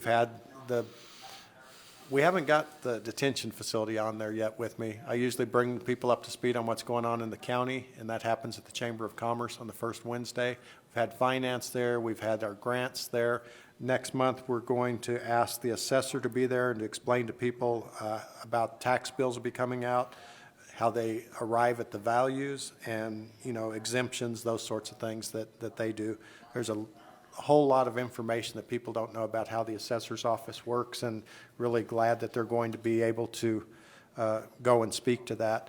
I think that maybe the next month, because the elections will be forthcoming soon, that maybe we'll ask the clerk's office to come and assist and let people kind of know how they do their part.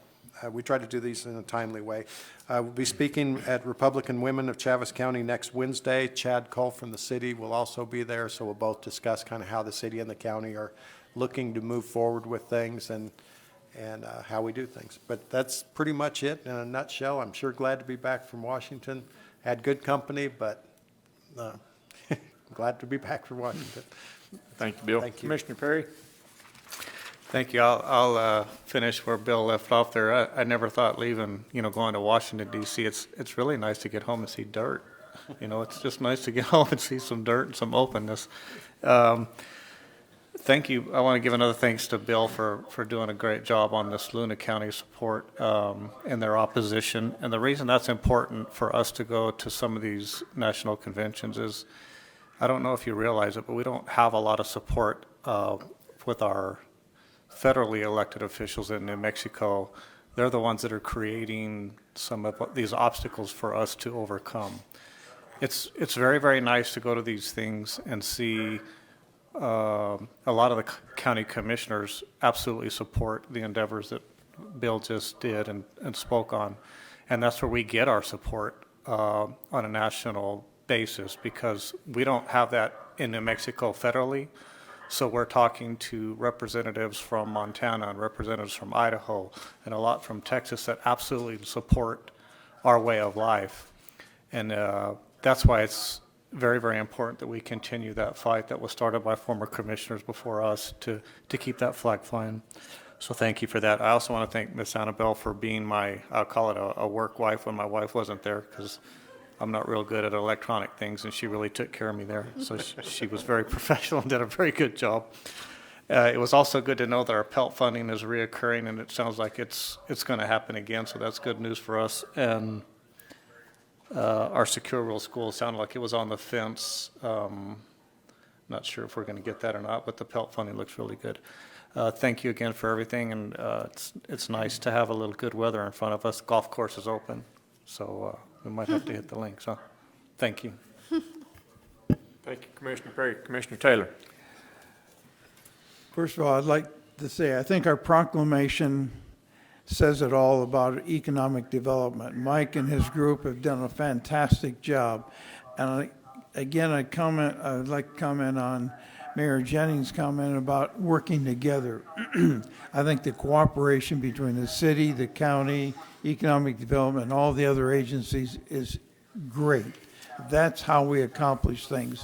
And it's great to work with people that have the same goals in mind and everything. I think it's going to see a lot of accomplishments coming.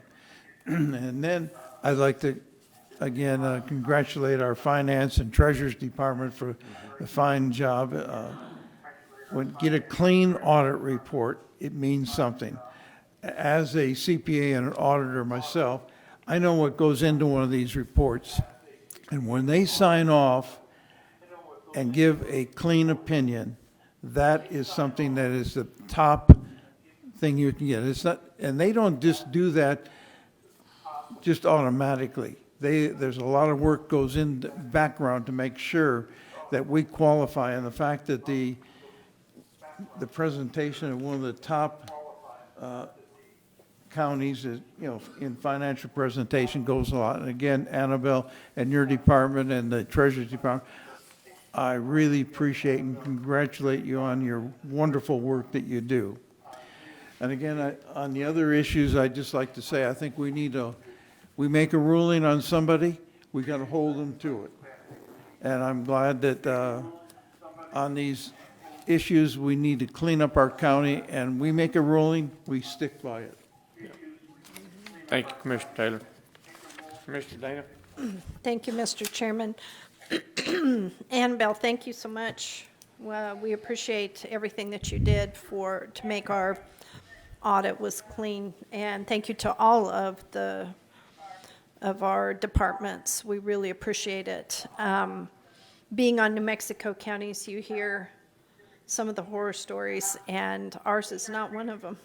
Ours is always we kind of have a tendency of puffing up when we're walking around in the conferences and stuff, because we do very well here in Chaves County. As many of you know, the legislature is about to end at noon. I would ask Annabelle, when the dust settles, would you please send out an email to all of us to let us know what we did come up with Chaves County? I think everybody would appreciate it in trying to figure out what we did receive, and that way we can kind of know what monies came down from the legislature. I did receive from New Mexico counties, HB2 had detention and corrections recruitment, $25 million in that. Firefighter and EMT recruitment, $25 million. The courthouse funding, $11 million or $10 million is in that. Also, SJR 16, the county elected official salary cap, that passed both houses, so that will be on the your November ballot. Also, HB 236, the PERA public safety return to work.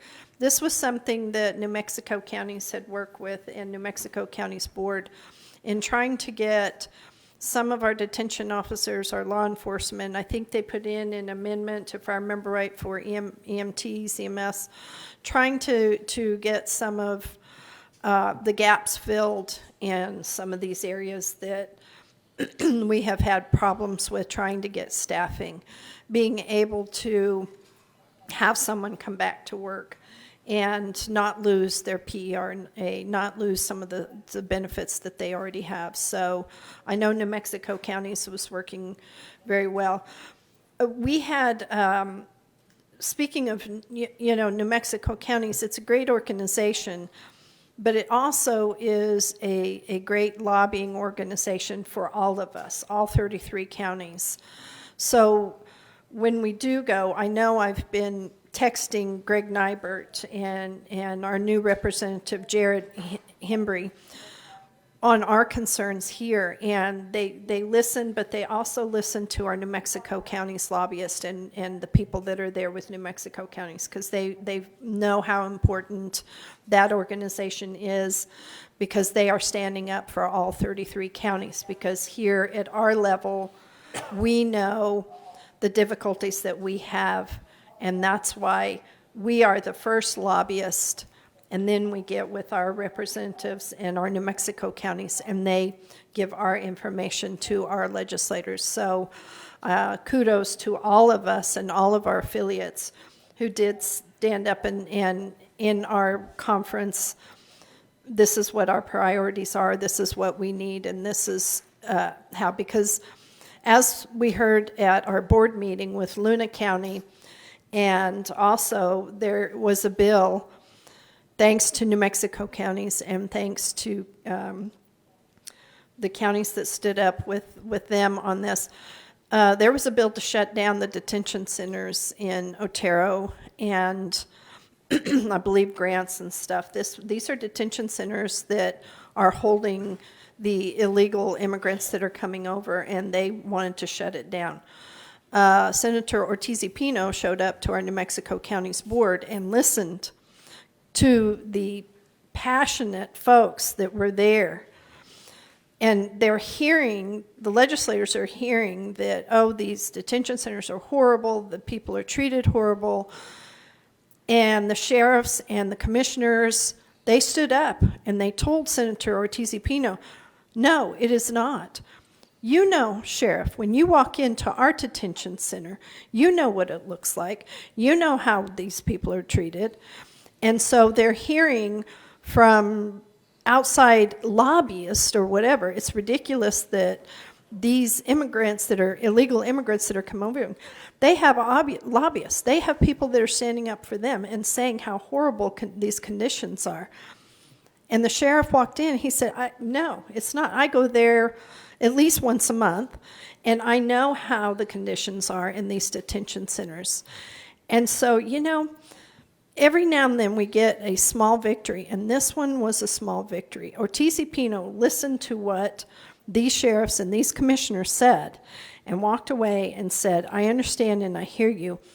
And we did get that bill killed. And thank goodness for New Mexico counties and him listening to the actual counties that it would impact. And so, like I said, we get small victories. This session ends at noon. And in March, we will have a legislative update from all of our legislators.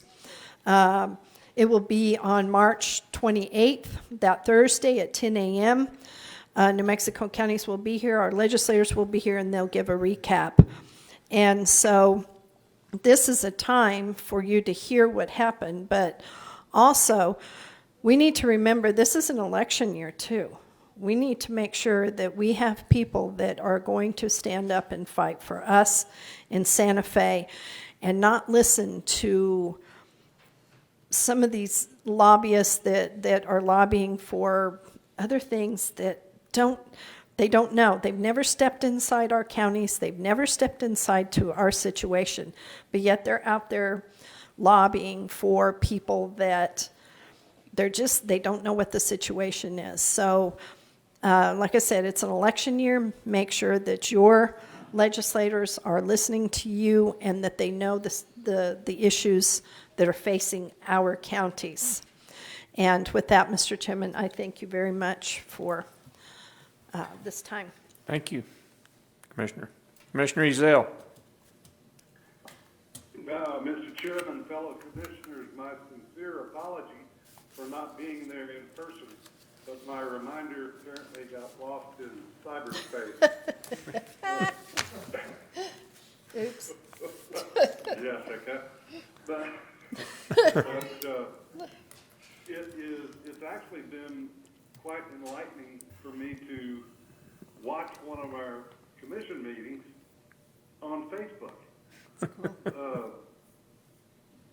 The speakerphone, I just couldn't hear anything, so I tried to get on Facebook and managed to get it through the county website, and the audio is clear and the video is good, so kudos to our IT guys for getting it all set up. It was really easy to use and very understandable. But other than that, I reiterate the comments that everybody's already made. Congratulations again to Annabelle and her folks, and that's all I have. Thank you, Commissioner Ezell. Thank everybody for being here today. Thank you for making the trip over from Luna County, and we appreciate everybody's hard work. A lot of accomplishments made since the last meeting. And with that, I'm going to close, and we're going to adjourn and sign documents. Thank you.